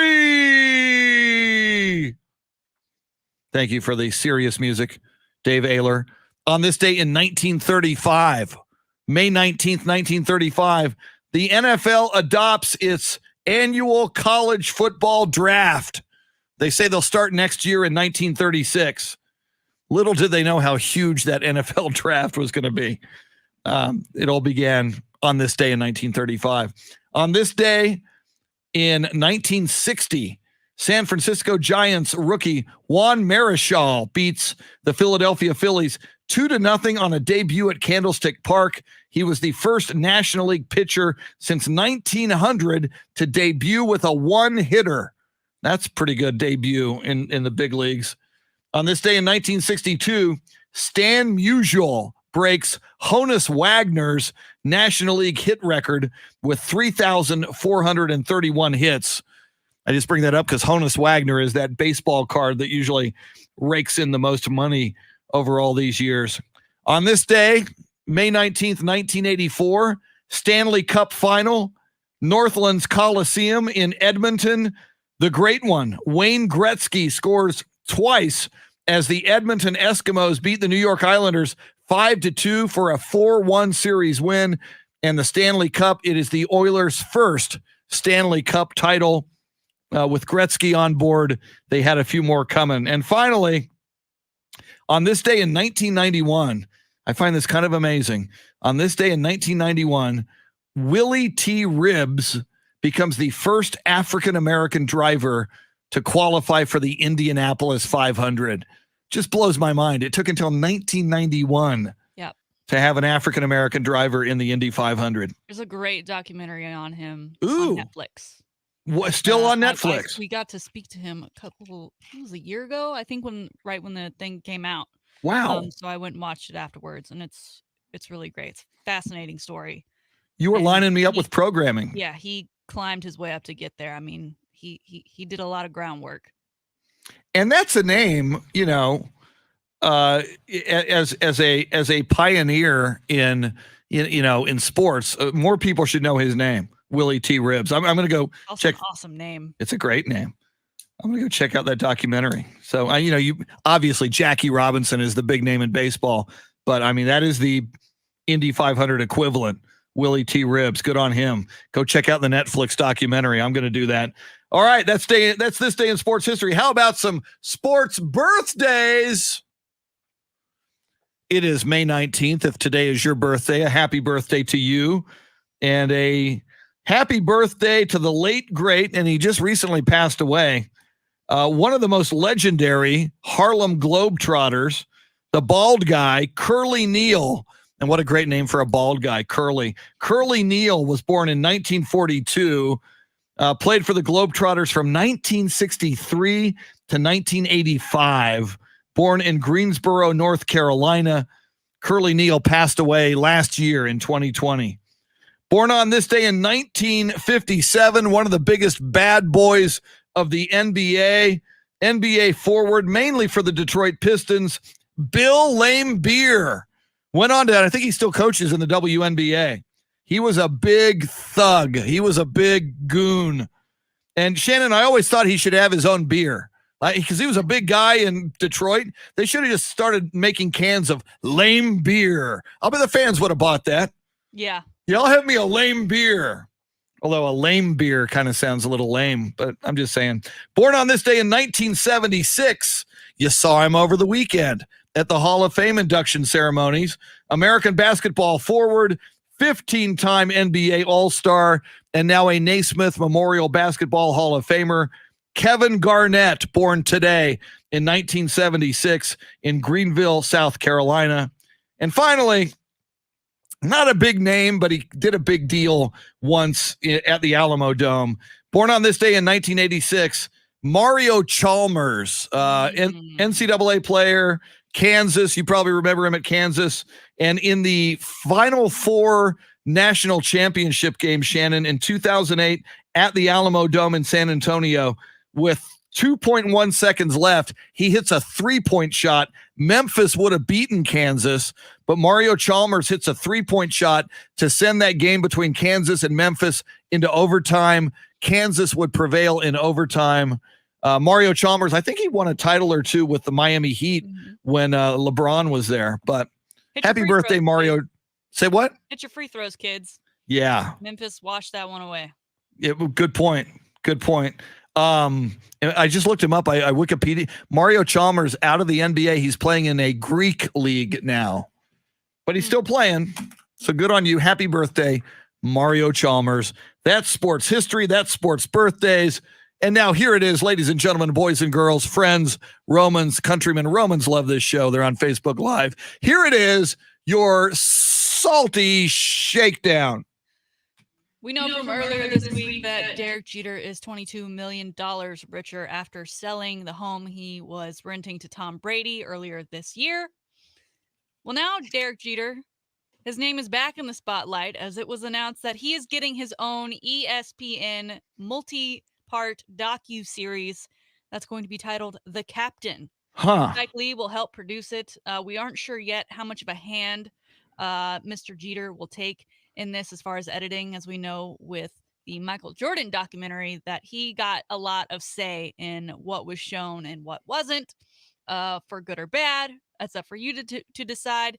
But this will debut in 2022, and it's supposed to pull back the curtain on his career. Of course, he is a part of that 2020 Hall of Fame class. Didn't get officially inducted yet, so I believe that's going to be taking place this summer. I don't know a lot about Derek Jeter other than that he is, the captain and that he seems to be pretty beloved. And he has a way with his dollar bills, y'all. So I'm excited to see this just to learn more about him. I mean, with Jordan, I learned so much from that documentary because I just knew him as Michael Jordan, number 23. He was great. He's won all these rings, but I didn't know all of those details. I obviously wasn't around to really watch him. I was super young when he was winning those championships. So I really loved that documentary. I think ESPN has been doing a great job with their 30 for 30s and E60s and everything in between. So I'm pumped for this one, even though it is baseball and about a Yankee. What about you, sir? It's a little if we compare this obviously to Michael Jordan and The Last Dance, I don't think it could ever live up to it. But I love documentaries. You brought up the Mark Wahlberg documentary also, in addition to Willie T. Ribs, which is on Netflix. I love documentaries, especially like Derek Jeter, a high achiever, what makes him tick. And like you said, with Michael Jordan, we learned things we did not know. So yeah, I'm in. I'll check it out. Yeah. You don't think it'll be 10 parts though, do you? That's too much. No. Because Michael, we were left wanting more. Yeah. We didn't get enough, but I can't imagine it. No. 10-parter, but 3 maybe. Yeah. Yeah. We'll have to see. And it'll be interesting too if maybe they document him throughout his this year as he goes into the Hall of Fame officially. All right, into the NBA world. Dennis Schroeder and Kyrie Irving got into it on the court just about a month ago when the Lakers played the Nets. It was really interesting because they both got ejected, but it didn't really seem like much when you were watching it. I mean, Schroeder was kind of arguing that there was a foul that should have been called, and he was messing with the ref, and then Kyrie said something, and then eventually they just both got tossed without really any huge physical altercation that we usually think of when we hear of someone getting ejected. But nonetheless, the two have some beef. Well, Dennis Schroeder was taking part in an interview. I'd love to play you a clip, but as we know, he's from Germany, so he was speaking German, and so that did not translate very well. But in the interview, he's showing off his crazy shoe collection. We know PJ Tucker has quite the shoe collection, but this guy has walls on walls of shoes, and he's showing them off, and he says, I have about 30 to 40 pairs of Kyries, but after what happened, I will not wear them anymore. And his wife is standing there looking very uncomfortable as he's saying this. But then he goes on to say, we're going to do giveaways or donate. Someone texts me, I'm going to give them all away. They're all size 12. And I have every single color wave. Wow. I don't know. Like, I've always found it interesting too that there are the KDs and the Kyries and LeBrons who have their own shoes, and that's just Nike brand right there. We're not even getting into all the other ones, and that there are other players who wear them, be it they're on the same team as them or not. If it's a good shoe, I don't know what shoes he's been playing in, but most athletes are pretty, they have their routine, whatever. I can't imagine that if that was his everyday playing shoe that he would just toss that out.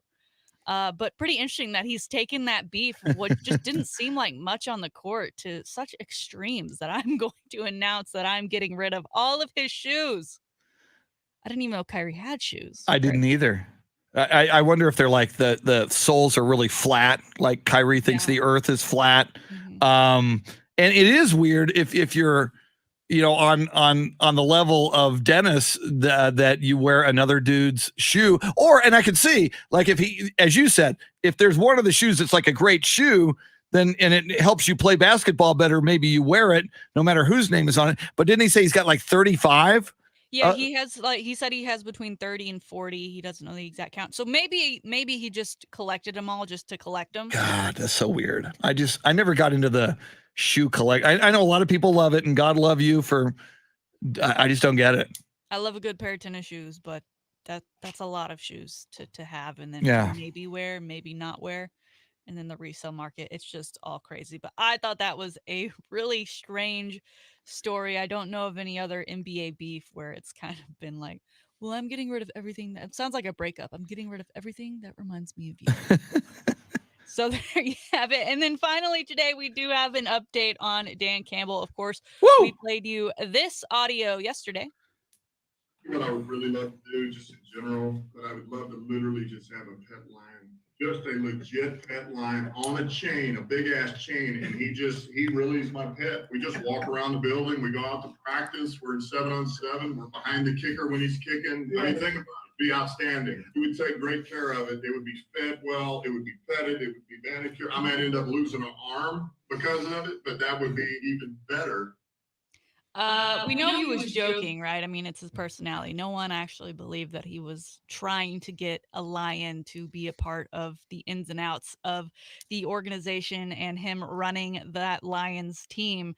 And PETA, recognizing this, sent him, specifically their celebrity manager, as it was signed, sent him a letter thanking him for talking about lions and bringing them into the forefront and reminding him that they don't belong on roadside zoos, in anyone's backyard or on chains. And they sent him a plush stuffed animal lion that they have named Dan Detroit, that they hope he will carry around with him to represent the Lions and bring awareness to those on and off the field.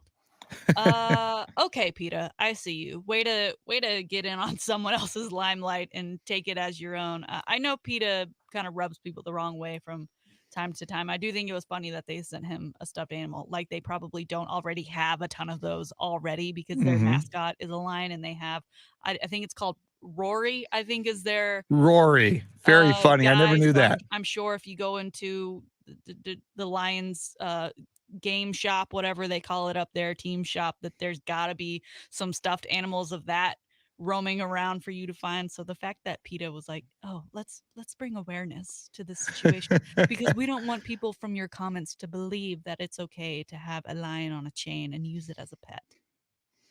Well, you had that story. Did you see that in Texas, like about a week ago? Yes. There was a tiger in a front yard in Houston. Still missing. I think people are passing it around. I think they found him. And it was like a guy wanted for murder who owned the tiger, and then he went running away.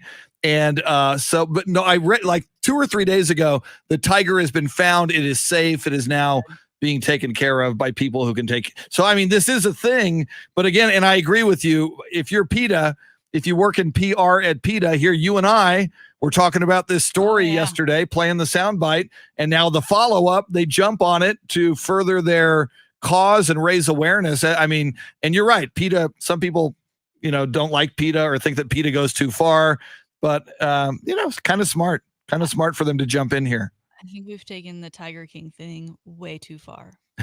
And I blame the pandemic, because it would have never gotten so much pub had we not all been stuck at home. Yep. And speaking of Tiger King, I saw a story. One of the Tiger King's associates in that documentary was arrested for some kind of drug possession a couple of days ago. I saw the mugshot, I think, on TMZ.com. I buy that. But therein concludes today's Salty Shakedown. Very, very nice. You brought up one thing, though, and again, going back to Dennis Schroeder and his 35 pairs of Kyrie Irving shoes. You talked about the resale market. And again, this is a world that I don't, delve into that much. I don't, any tennis shoes I have or sports shoes are just crappy sports shoes that I wear. And most of them have holes in them because I wear them till they're done. The resale market. So if somebody buys a Kyrie Irving shoe, and I know it happens with Michael Jordan. We just talked about some of his shoes going for like millions, but when you resell the shoe, how do you know somebody hasn't worn it or at least tried it on or put their smelly foot in? It's like when you go bowling and you wear bowling shoes that God knows how many other stinky feet have been in. Are there ways to test these shoes on the resale market to make sure nobody just tried them on to see how they felt? I mean, the legit resellers sell new, unworn, and worn, and they'll say this has been worn X times, and this is where maybe there's a scratch or something here or there. And then I've seen videos of tricks of how to tell whether it's even a legit version of the shoe or if it's a manufactured copy with black lights and all these other stitchings and things. It's crazy, and I can't believe some of the prices that shoes go for. My God. I can barely stand the regular prices when I go into a store. I haven't bought a shoe for full price ever. I rarely pay for full price on anything. Yeah. To be honest with you, I am cheap. She won't be diving into that shoe market, buying some Kyries anytime soon. Coming up, love talking to this guy, and what a day to talk to Bill Schoening. Spurs do or die, win or go home tonight in the play-in tournament. Coming up next, the 20-year now voice of the San Antonio Spurs, Bill Schoening. Also a chance at 820 to win tickets to see Korn and Stained in concert at Circuit of the Americas. Big 8 o'clock hour coming up. Thanks for hanging on the Chris Duel Show. Good morning, Beth Settle. Welcome in. Thomas V. Martinez, good morning. Oh. Do I need more ice? I think I do. If you're just tuning in, the studio now is down to about 78 degrees. The air conditioner was off. It felt like 150 in here to start the show. So I haven't been drinking hot coffee. I've been drinking iced tea. First world problems, I know.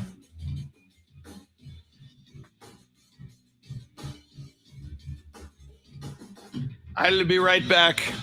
Bill Schoening next. Juan, that is amazing. They found 2 tigers just this year in San Antonio. That's crazy. Mask on. Sorry, Greg Abbott.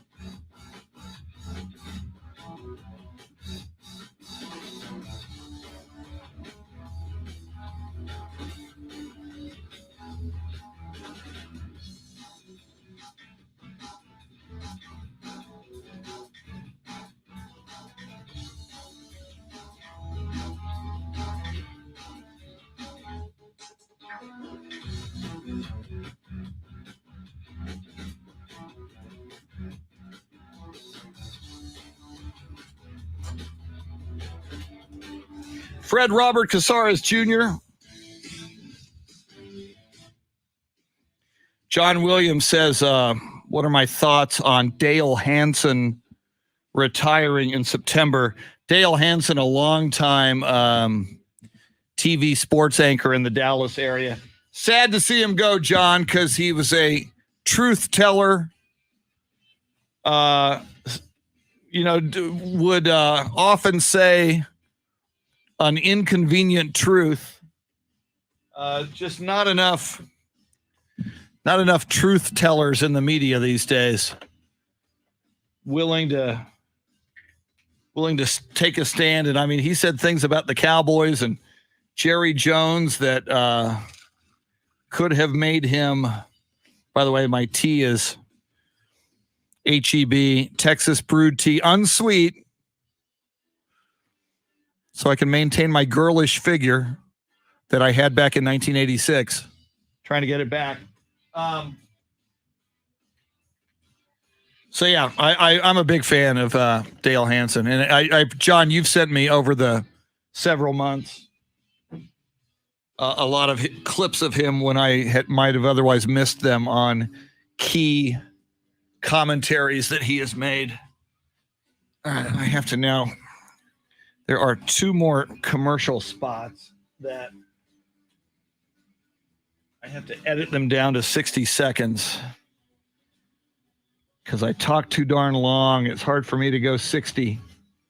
So I cut the breaths out of these spots so that they go 60 seconds. Let's see, where is it? Here it is. Okay, I'm doing June 1st, right?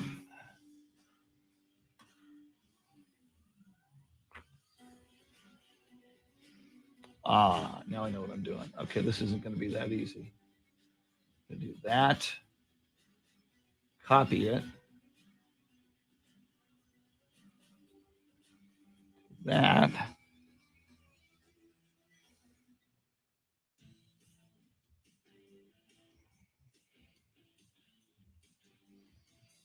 Put a day off any longer. Call QC Kinetics now for a free consultation.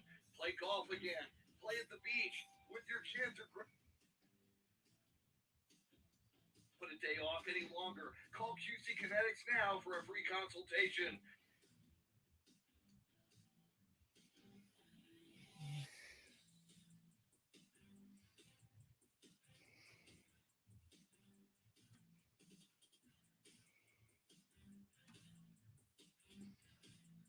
Call QC Kinetics for a free consultation.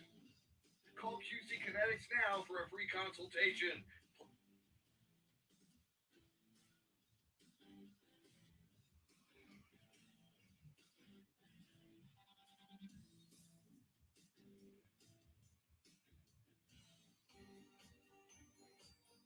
Put a day off any longer. Call QC Kinetics for a free consultation. Play golf again.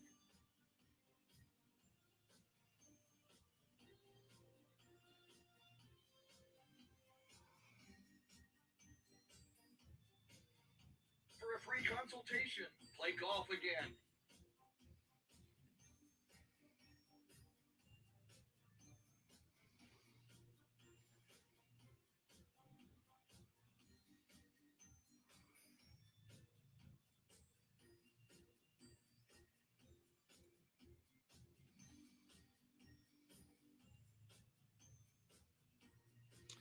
Dave is calling Bill Schoening. Big breath there.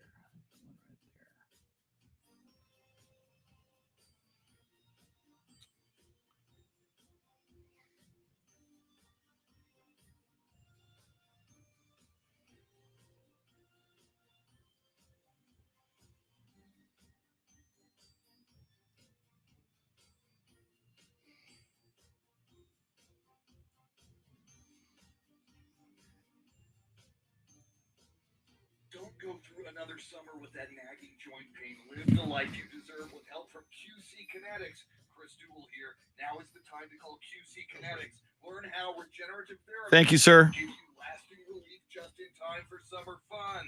QC Kinetics specializes in biologic therapies, restoring damaged tissue in your knees, hips, lower back, and shoulders. It's non-invasive and requires no downtime, no steroids, no drugs either. These incredible pain treatments are wildly popular now. Listeners who've done this rave about the results because it's giving them their life back. So don't put a day off any longer. Call QC Kinetics for a free consultation. Play golf again.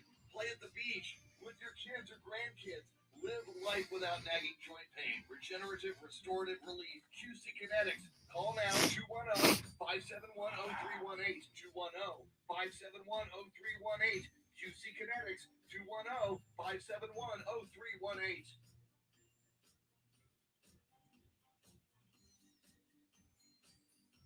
Okay, this is June. This is QC.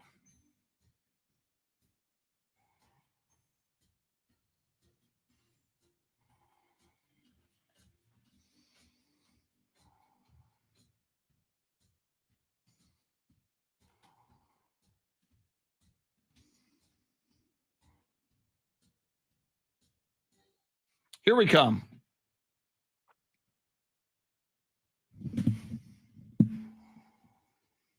Walter Pasacreta. Good to see you, Wally. Gonna have to get you back on the show very soon. Here we go. Dave Ayler in here saying Islanders suck. Very nice. Carl Fisher, what is up?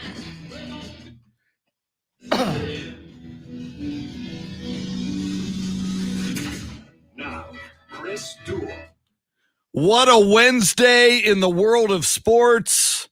What a Wednesday night it is going to be, especially for Spurs fans locally, as we've got Spurs fans in San Antonio, Austin, all across the great state of Texas. Lots of people listening to us even outside the state of Texas who are Spurs fans, as the early game tonight in the Western Conference play-in tournament will be Spurs at Memphis, taking on the Grizzlies at the Grindhouse, the FedEx Forum. Tip-off just after 6:30. Our pregame with the voice of the San Antonio Spurs, Bill Schoening, on the Spurs radio network, coming out of 1200 WOAI in San Antonio, will begin at 6 o'clock. And then after that Spurs game, which is hopefully a Spurs victory, you get a little dessert, if not a big heaping of dessert, which is Lakers Warriors on ESPN television. But let's talk about both of those games, most specifically tonight's Spurs Memphis Grizzlies game. We bring him in as often as he will join us on a Wednesday, and he's been very, very generous with his time with us on Wednesdays. And it's a big Wednesday because it's a game night and it's a winner go home for the Spurs. The voice of the San Antonio Spurs, Bill Schoening. How are you this morning? Very good, Chris. Very good. Ready to go. Ready for this play-in tournament to start tonight. Yeah, and Bill, Shannon and I have been talking about it. I feel good about the Spurs. They play well on the road. They've won at the Grindhouse already this year, and I think they're going to bring it, and I think they're going to play well, and I think they're going to win tonight. You're very optimistic. I am optimistic as well. I think they'll benefit from that day off because remember, they didn't have consecutive days off since the All-Star break. So I think it was a really good opportunity for them to recharge the battery. They had a practice yesterday. Everybody was given the day off on Monday, although several players, I understand, came to the practice facility. DeJounte Murray said he couldn't just sit around. He had to go get some shots up and get some workouts in. So, but I think that they really needed that day off, a full day off, just kind of chilling. And although I said some guys went in and they got a workout in, but the fact that they had consecutive days off, I think gives them the chance to kind of, reset a little bit. And one of the things they're going to have to do, though, tonight against this Memphis team, Chris, is take care of the ball. They're tied for first in steals, Memphis, and therefore that fuels their fast break. They're sixth in the league in fast break points. And as you recall, the two games they lost in a row several months ago now, so it's been a long time, at home against Memphis, the Grizzlies kind of got away from them. They took advantage of turnovers. They raced down the floor. John Morant had a really big game the first time they played, not so much the next two games, but just fueling that fast break and scoring a lot of points and shooting a high percentage. They shot 56% in the last 2 games that the Spurs played the Grizzlies. So the Spurs have to bring that number down considerably, especially the 133 points, 129 points. They got to bring that down as well tonight. So defense, I think, will be very, very important tonight for the Spurs. And interior defense, too, Chris, because they lead the league in points in the paint with Jonas Valanciunas and John Moran, who's a point guard who gets in the paint because of his penetration, his quickness. So they're going to have to cut his penetration off. And, there's a lot of different keys for the Spurs in tonight's game because Memphis does several things very, very well. Bill, you mentioned those 2 losses the Spurs suffered to the Grizzlies at home. They did get a win in Memphis early in the season. I believe they actually opened the season against the Grizzlies. Now, DeMar DeRozan did play in that game where he did not play in those games that the Spurs ended up losing. So aside from the obvious of DeMar being a part of the team tonight in this game, what's the biggest thing the Spurs need to look for to get one over on the Memphis Grizzlies? They got to keep these guys off the offensive glass, Shannon. They're second in the league in offensive rebounds per game, and they live on that. They've got some big guys up front, obviously. Jaren Jackson did not play in the games against the Spurs this year because he was recovering from knee surgery. He missed a bunch of games. So now he's back, and he's averaging just under 6 rebounds per game. But Valanciunas is one of the top rebounders in the league. And as I mentioned, he's a big low. So the Dr. Purtle, Jonas Valanciunas matchup inside will be very important. But preventing second chance points, keeping these guys off the offensive glass would be huge tonight.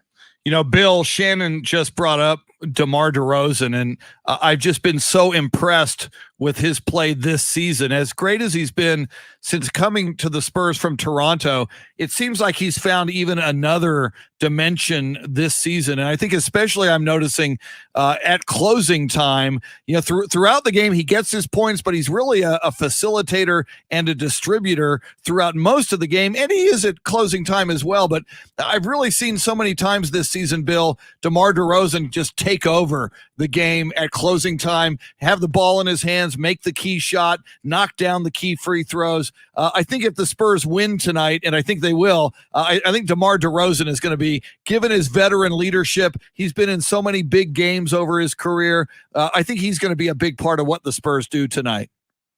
Amen, Chris. I think that they'll rely on him a lot because he's got so much postseason experience now. This is not a true playoff game. The Spurs have to win a couple to get to the playoffs, but this is a do-or-die game, right? Win or go home. So he's got more experience than anyone on the roster in terms of these types of games. So you rely on your veteran experience a little bit to lead the way with some of these young guys. That's kind of new experience for some of the younger guys. So, I think DeMar's going to be very, very important to what they do. And as Shannon mentioned, he did not play in those losses. So they're going to rely on DeMar a lot. Bill, I've got to ask you about this ESPN graphic that was sent out yesterday to the interwebs where it was about the playoffs and all the teams in it, except they left off a Spurs player. They had multiple players from the same team and somehow left off the Spurs. They ended up fixing it a couple hours later after so much uproar. Is this something the Spurs can use as motivation, or are they so focused that they're not really paying attention to what's going on? Even though I feel like one player did actually tweet to say, hey, we're in the playoffs. Conte that did that. Yes. If I'm not mistaken. If they're using that as fuel, that's fine. But really, you got to worry about the Memphis Grizzlies, not worry about what ESPN's doing. Because, this is something that's happened for a long, long time. And Chris, you can back me up on this. Even when the Spurs were contending every year, and for 20 years, the Spurs were contending all those Tim Duncan years, 19 seasons. The Spurs had to be mentioned in the playoff picture and also in the contending picture. Many times, the Spurs were not the lead story, or might have been the 4th or 5th story on SportsCenter. It's just one of those situations where, the Spurs were an afterthought. I don't know if it's because people were just so used to seeing them at that time, or they didn't have the pizzazz or the flash that ESPN wanted. Tim Duncan was a very quiet superstar. But I think that when you look at the big picture, they're really pushing ESPN tonight's game between the Warriors and Lakers, as if the Spurs Grizzlies isn't going on. So you got to get your incentive from somewhere else. I mean, if this is the way you get your incentive, okay, that's fine. But to me, it's like this has been going on for years and years. So just go out there and play the Memphis Grizzlies. Don't worry about what ESPN's saying. It's so very true. As we speak with Bill Schoening in a few minutes, Bill, as you bring up Tim Duncan, of course, it was a big weekend with his induction into the Naismith Memorial Basketball Hall of Fame. In a few moments, we'll talk a little Tim Duncan with you, given that he is fresh in our minds, and we were all reminded of his greatness over the past weekend. But just back for a few minutes now to tonight's game against the Memphis Grizzlies. I'd be a lot more confident about the Spurs if they had Derek White, who they have lost to injury. Derek White came back, was playing so well, was putting us up such amazing numbers, and was really, really energizing this Spurs team until a number of games ago he went down again, and the Spurs lost him for the rest of the season. Who among these Spurs, and I'm assuming it's the young contingent of Spurs, who will they rely on to try to make up for what Derek White would have been bringing in a situation like this tonight against Memphis?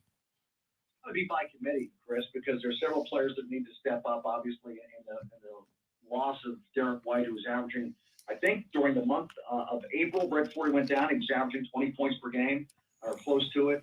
So you're not going to get just one guy to go in there and do that, but you need several players to step up and maybe increase their averages a little bit. But the young athletic guys like Lonnie Walker, like DeShante Murray, like Keldon Johnson, these guys are all getting some experience now. This is an important game for them.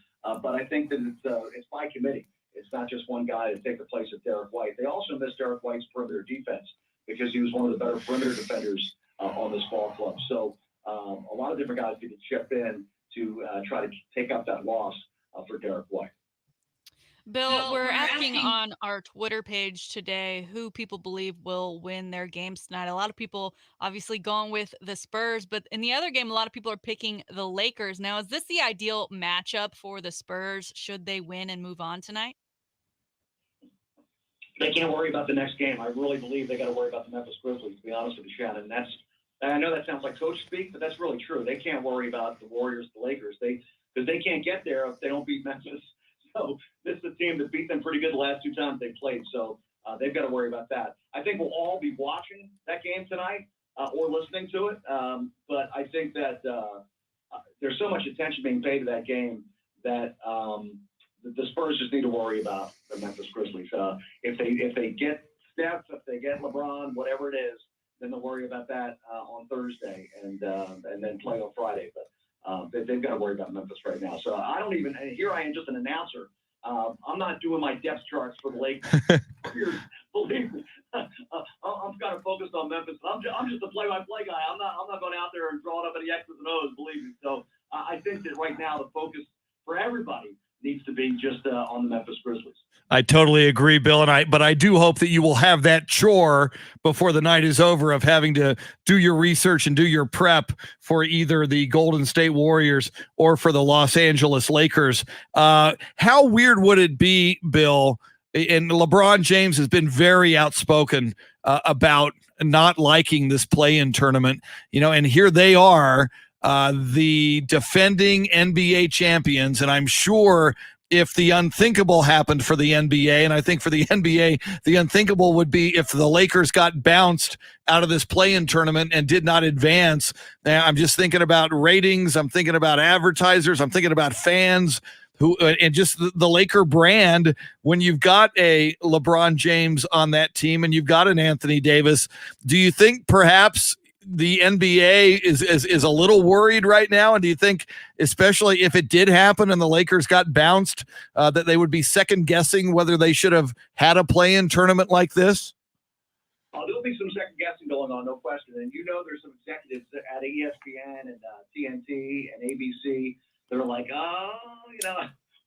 we need the Lakers to advance because the numbers will be much better in terms of eyeballs on the TV sets and the different ways that people consume the product now. But the play-in tournament, I think, was partly because of the 72-game schedule to give teams an opportunity that didn't have 10 extra games to kind of go in. I think it has increased some interest late in the regular season and also now for teams to get a chance to get that 8th seed where they wouldn't have had an opportunity. You and I wouldn't be having this conversation, obviously, if the Spurs finished 10th and there was no play-in tournament. And I don't know moving forward if they're going to continue this when you have a full 82-game schedule, assuming that there will be an 82-game schedule next year. Certainly hope so. And I don't know if they're going to change this or not. But it's a neat little experiment, a little something different. And I think that, it's going to be interesting to see what they do moving forward. But right now, at least for the Spurs, it's a good opportunity, win a couple of games to get the 8th seed.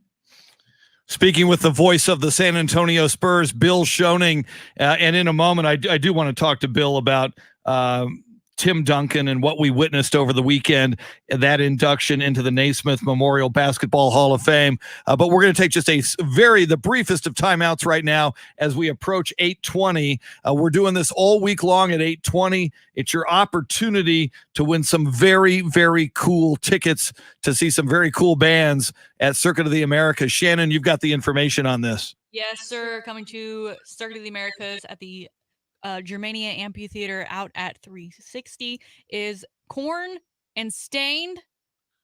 September 18th, a Saturday, a great day to have a concert. Hopefully some wonderful weather, as it won't be too hot at that point, I believe. So caller number 5 now at 1-800-707-9760. That's 1-800-707-9760. Call up Dave. He's got your tickets. Dave Ayler.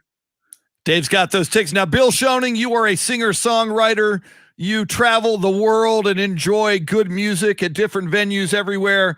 Are you hip to Korn and or Stained?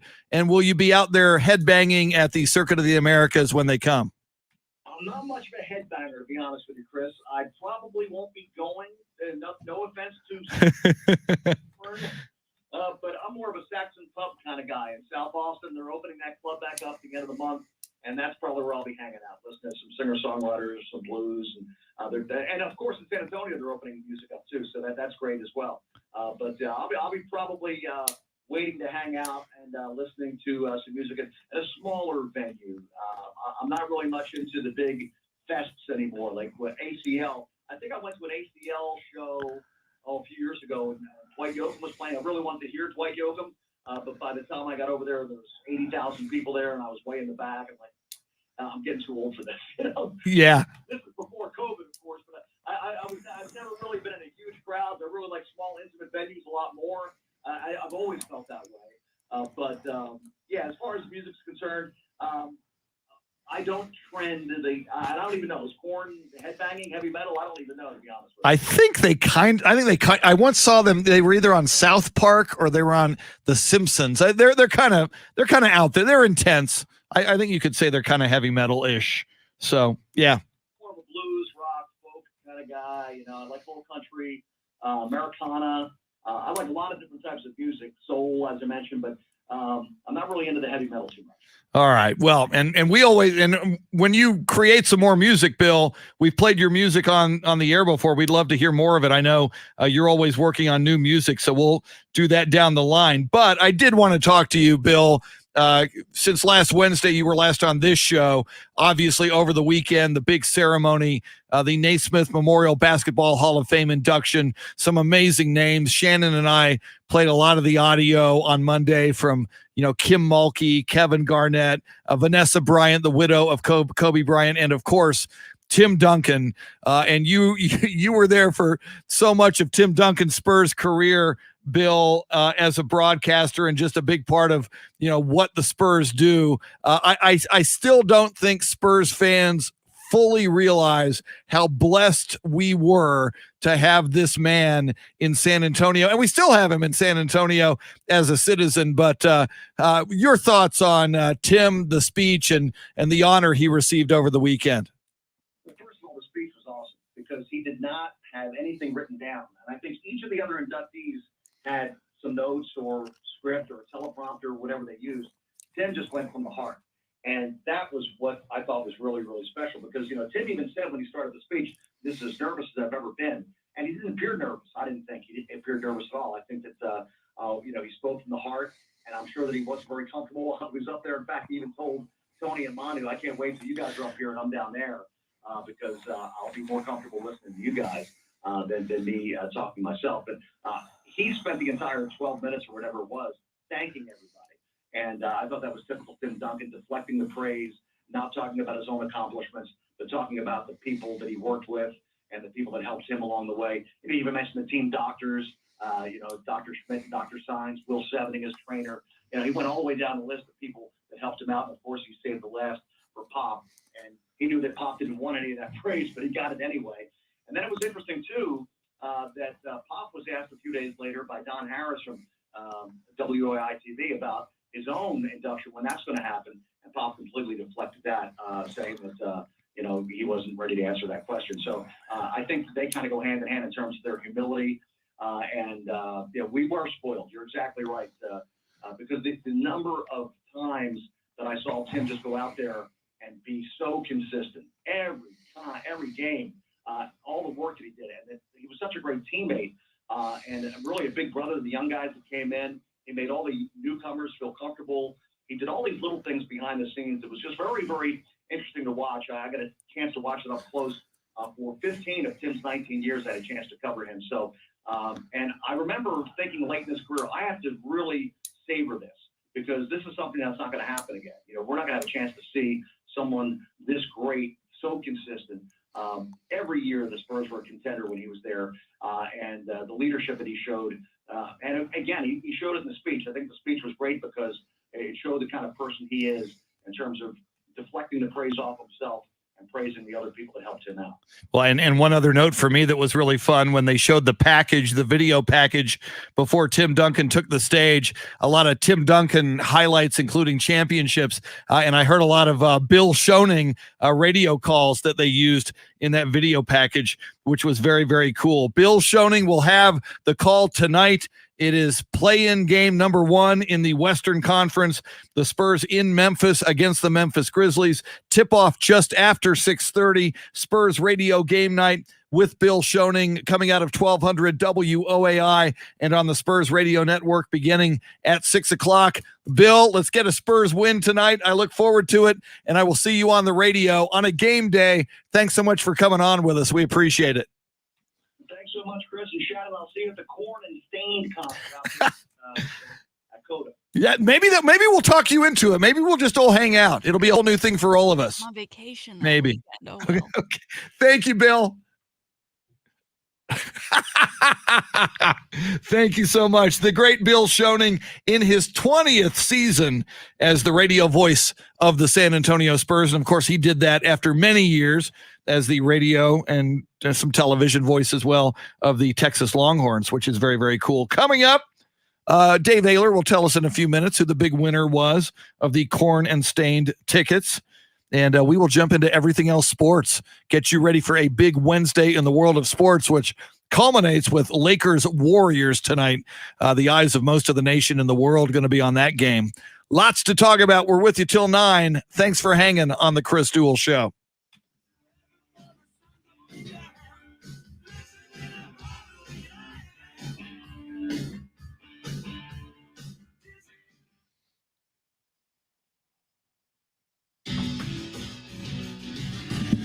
Blackbird 76 says, God bless Tim Duncan. Amen. I second that emotion. Carl, did you win? Was Carl Fisher the winner? Okay, he said I'll be jamming out too. No. Okay. All right, I'll ask you on the air when we come back. Dean Stone. Yeah, Dean Stone says you're never too old. Amen, Dean Stone.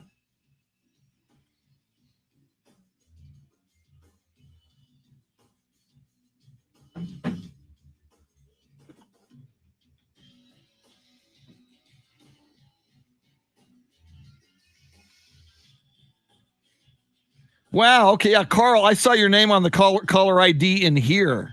So I didn't know if you were one of, I saw a lot of names show up on the caller ID, but I did see a Carl Fisher on the caller ID.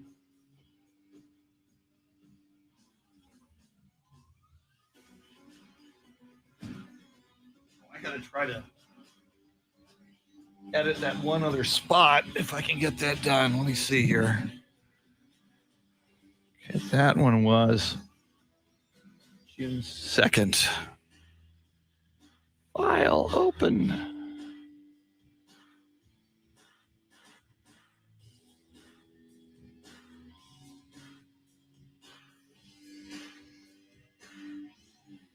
have chronic joint pain, knees hurting, hips aching, it's time to think about an exciting new way to treat joint. Oh, that's too long.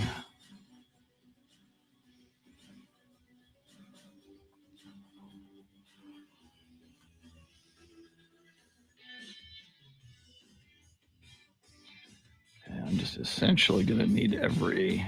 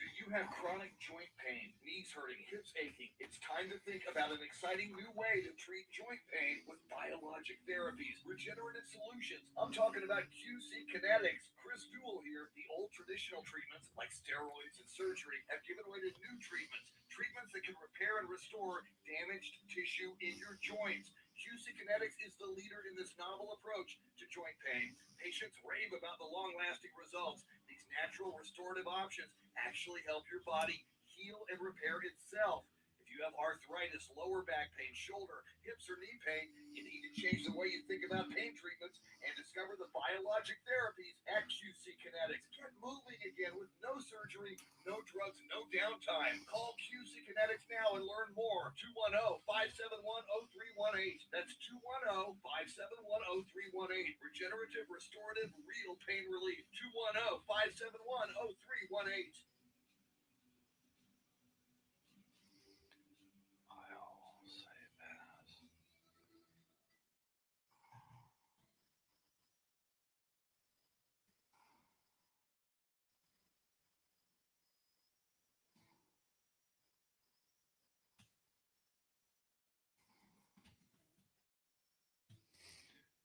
All right, there's that.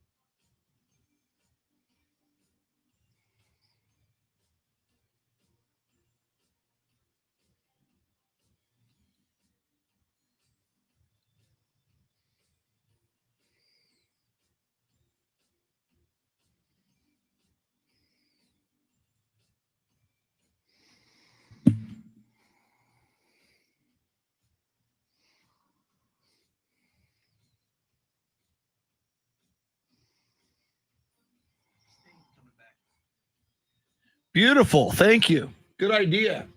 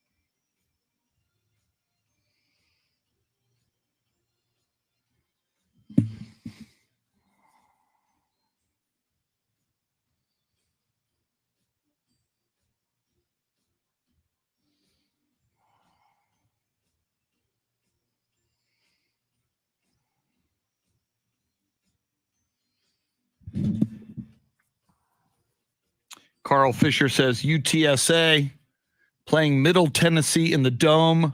So I will be going to that instead of Corn.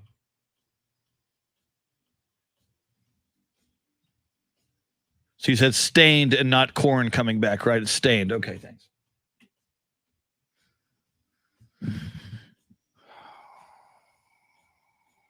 Here we come.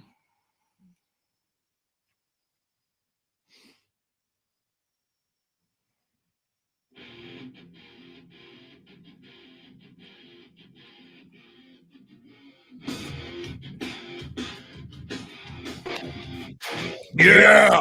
Your mother to my father, it's your son or your daughter. There you go.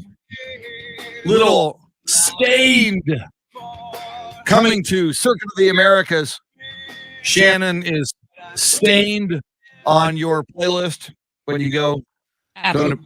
That's Yes, no idea who they are. absolutely not. Not just no, another no, absolutely not. It's just not my jam. Wow.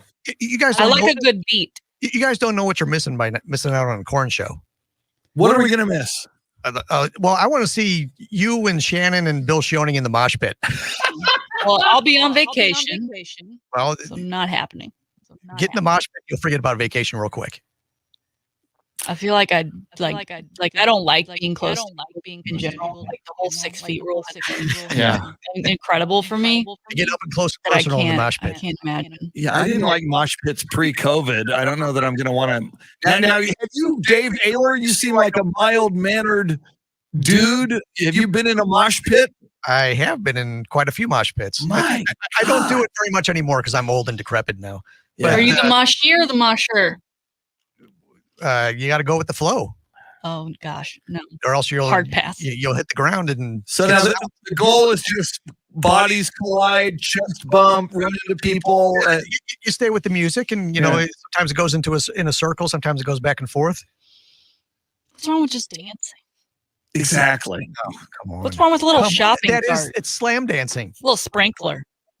Little running man. Well, we gotta push You people guys don't know around. what you're missing. Get violent.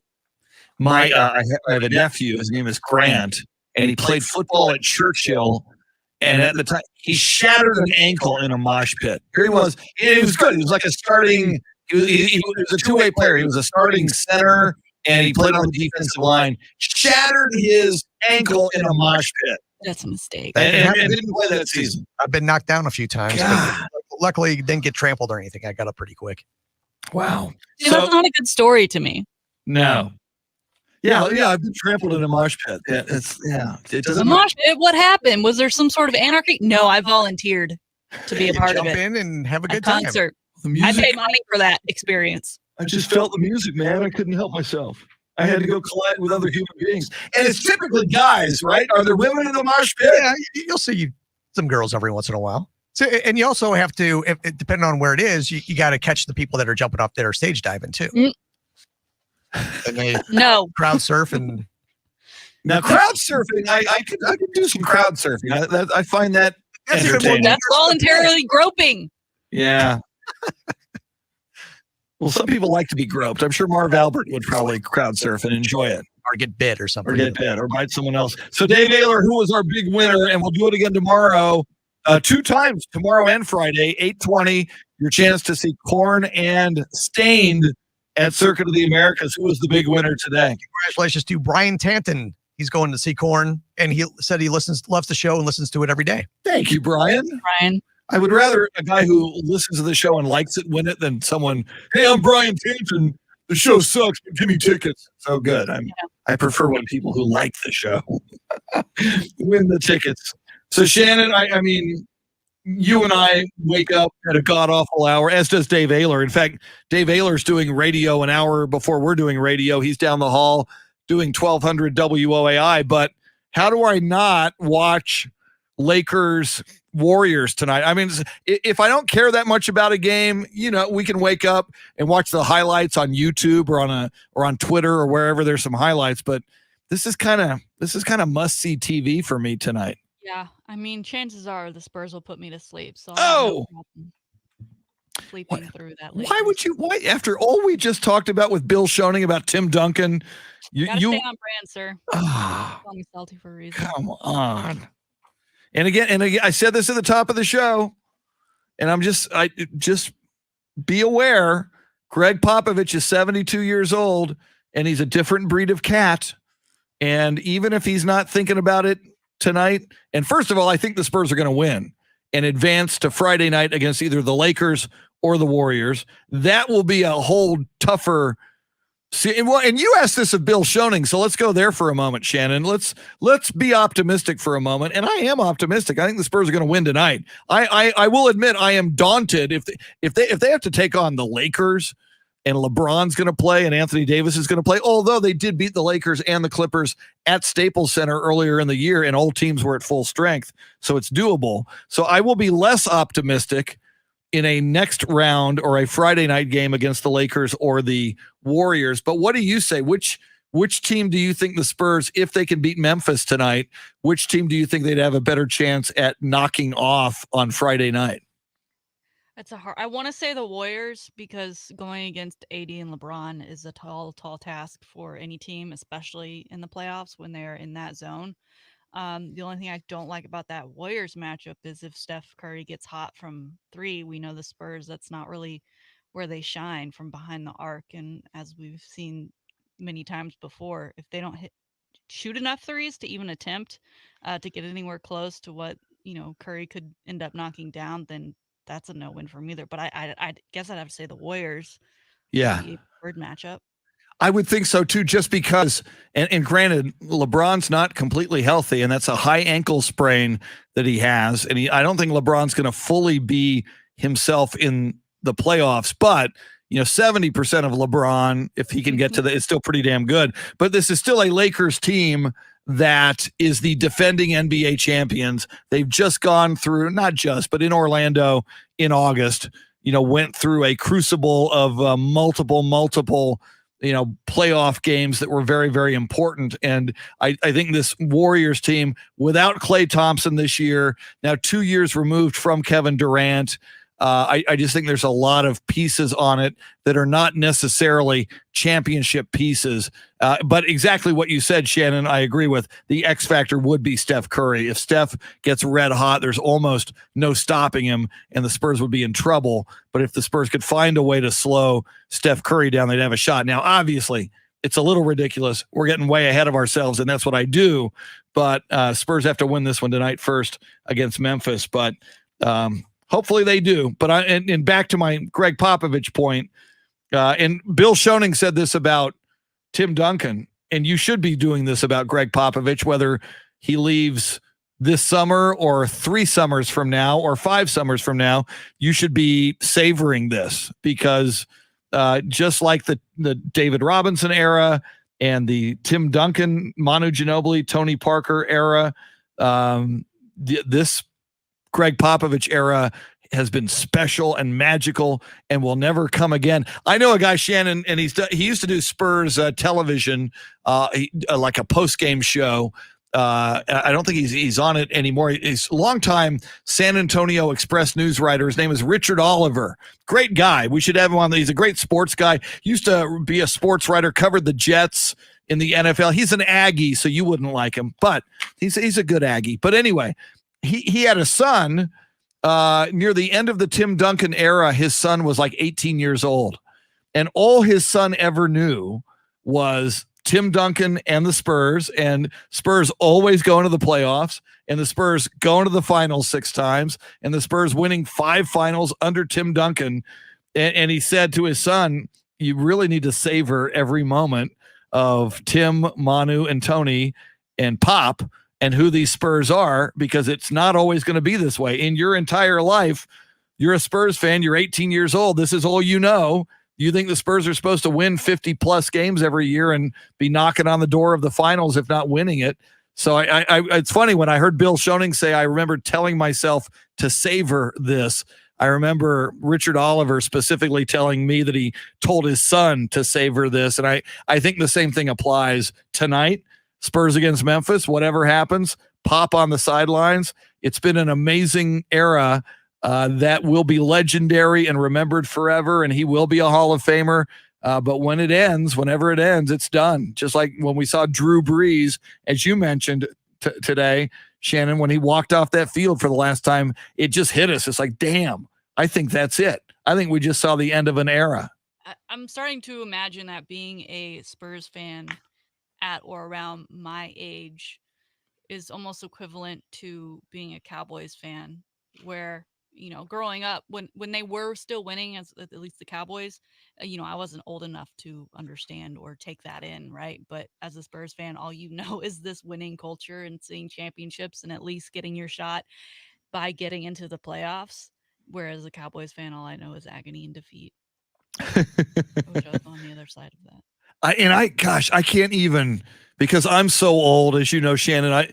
I went through the Tom Landry era and those 5 Super Bowls, and then the Jimmy Johnson era, and like a Cowboy delusional freak that I am, I keep holding on to that because I know what it felt like, and I keep thinking law of averages were due to come back. And I look at this team now, and certainly in the Romo era, we felt it was going to happen. It didn't happen. Now in the Dak Prescott era, if we can get, we've said this before. Yeah. If defense can just be average, if we can get the defense from god awful to middle of the road, I think Dak would put up 34 points a game and win 11, 12 games and, get us a fighting chance in the playoffs. So hopefully that comes back around. On Friday, I said we'd go 17-0 because naturally that's what, as a Cowboys fan, I'm supposed to say. And James Allen said if they did, he'd give me Super Bowl tickets. Woo! I'm trying to knock them down to like an 11-6, but we'll see. Hey, if James Allen is on the hook for Super Bowl tickets, you got to start, I know, pulling out all your Eagles, Washington football team, giant voodoo dolls. Every opponent, get a voodoo doll ready. And absolutely. So, all right. Our poll question, we ask you today, what 2 teams are going to win tonight? Do we have poll results, Shannon? Yes, sir. 16% saying Grizzlies and the Lakers, 8% saying Grizzlies and the Warriors, 50% saying Spurs and Lakers, and 25% saying Spurs and Warriors. And for all you math heads out there, that's 75% believing the Spurs will get the win over the Grizzlies tonight. I'm a little surprised at that. I mean, even Spurs fans, and again, we talked about them with Bill Schoening, and I do believe they're spoiled, and I'm one of them.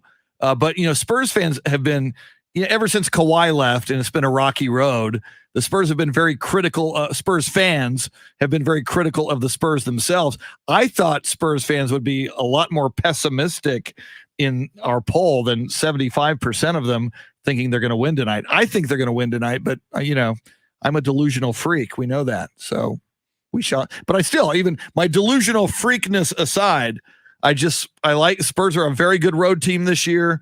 They for the first time, Bill mentioned this, they've had like 2 to 3 days of rest since the regular season. And even on the weekend, one of those games against Phoenix, Pop rested most of the regulars like DeMar. So Spurs come in well rested. They're a good road team. They got the greatest coach, arguably, in the history of the NBA, who's got 48 minutes to figure out a way to get a win tonight. I'm thinking Spurs tonight. I would say either way, it shouldn't be as lopsided as the games ended up being yesterday. Yeah, shockers there. Especially Indiana, 144, Charlotte 117. That's God. They ran them out of the building. That was insane. And, Didn't expect your boy that. Chuck on TNT, guaranteed. The Hornets would win that one. Yep. Oops. And it was so nice. And again, last night, Shannon, hearing that music, do that TNT music, and then going to the panel at halftime and after, just it's so good. And Bill said, and true by definition, these playoff games are these play-in games. The play-in games are not playoff games sure felt like a playoff game last night, both of them, and it sure feels like we're having one tonight, even though I know technically it's not. I think that's your nerves kicking in. I think it is. Feel like a playoff game. Well, and for Spurs fans, it's been 2 years now. Think about that. We went to the playoffs every damn year. Did not last year, COVID, and then Orlando, and then we didn't go. So this playoff feeling that we have tonight as Spurs fans, even if it's not technically a playoff game, but I think it is. I mean, we haven't had this feeling in 2 years. And so I'm getting a little nervous. I would say it's more of a playoff game than not a playoff game, just because there are teams that are no longer playing. Like, they are done. Their True. season is done. It has ended. Yeah. And it's win or go home. You win, you advance. You don't win, and you're done. Granted, in the other game, if the Lakers lose, they get another shot. If the Warriors lose, they get another shot. But in this one, the early game, it's you lose, you're done. So, Shannon, outstanding as always. Great salty shakedown. Great an entire 3 hours. You as well, sir. Good luck to your Spurs tonight. Thank you. And if the Spurs lose, I'll be very cranky tomorrow because I will not have slept. Then we might have a few words in the morning in that case. Dave Ayler, great job, sir. Thank you. Let's do it again tomorrow. We'll do it again tomorrow. Our thanks to the great Bill Schoening. I think we're going to drag Tanner Carlson in here tomorrow, and hopefully we will be celebrating a Spurs victory. Chances throughout the day to win. Grand in your hand cash contest on the 20s on this radio station all day long. We will see you in 21 hours. Go Spurs, go.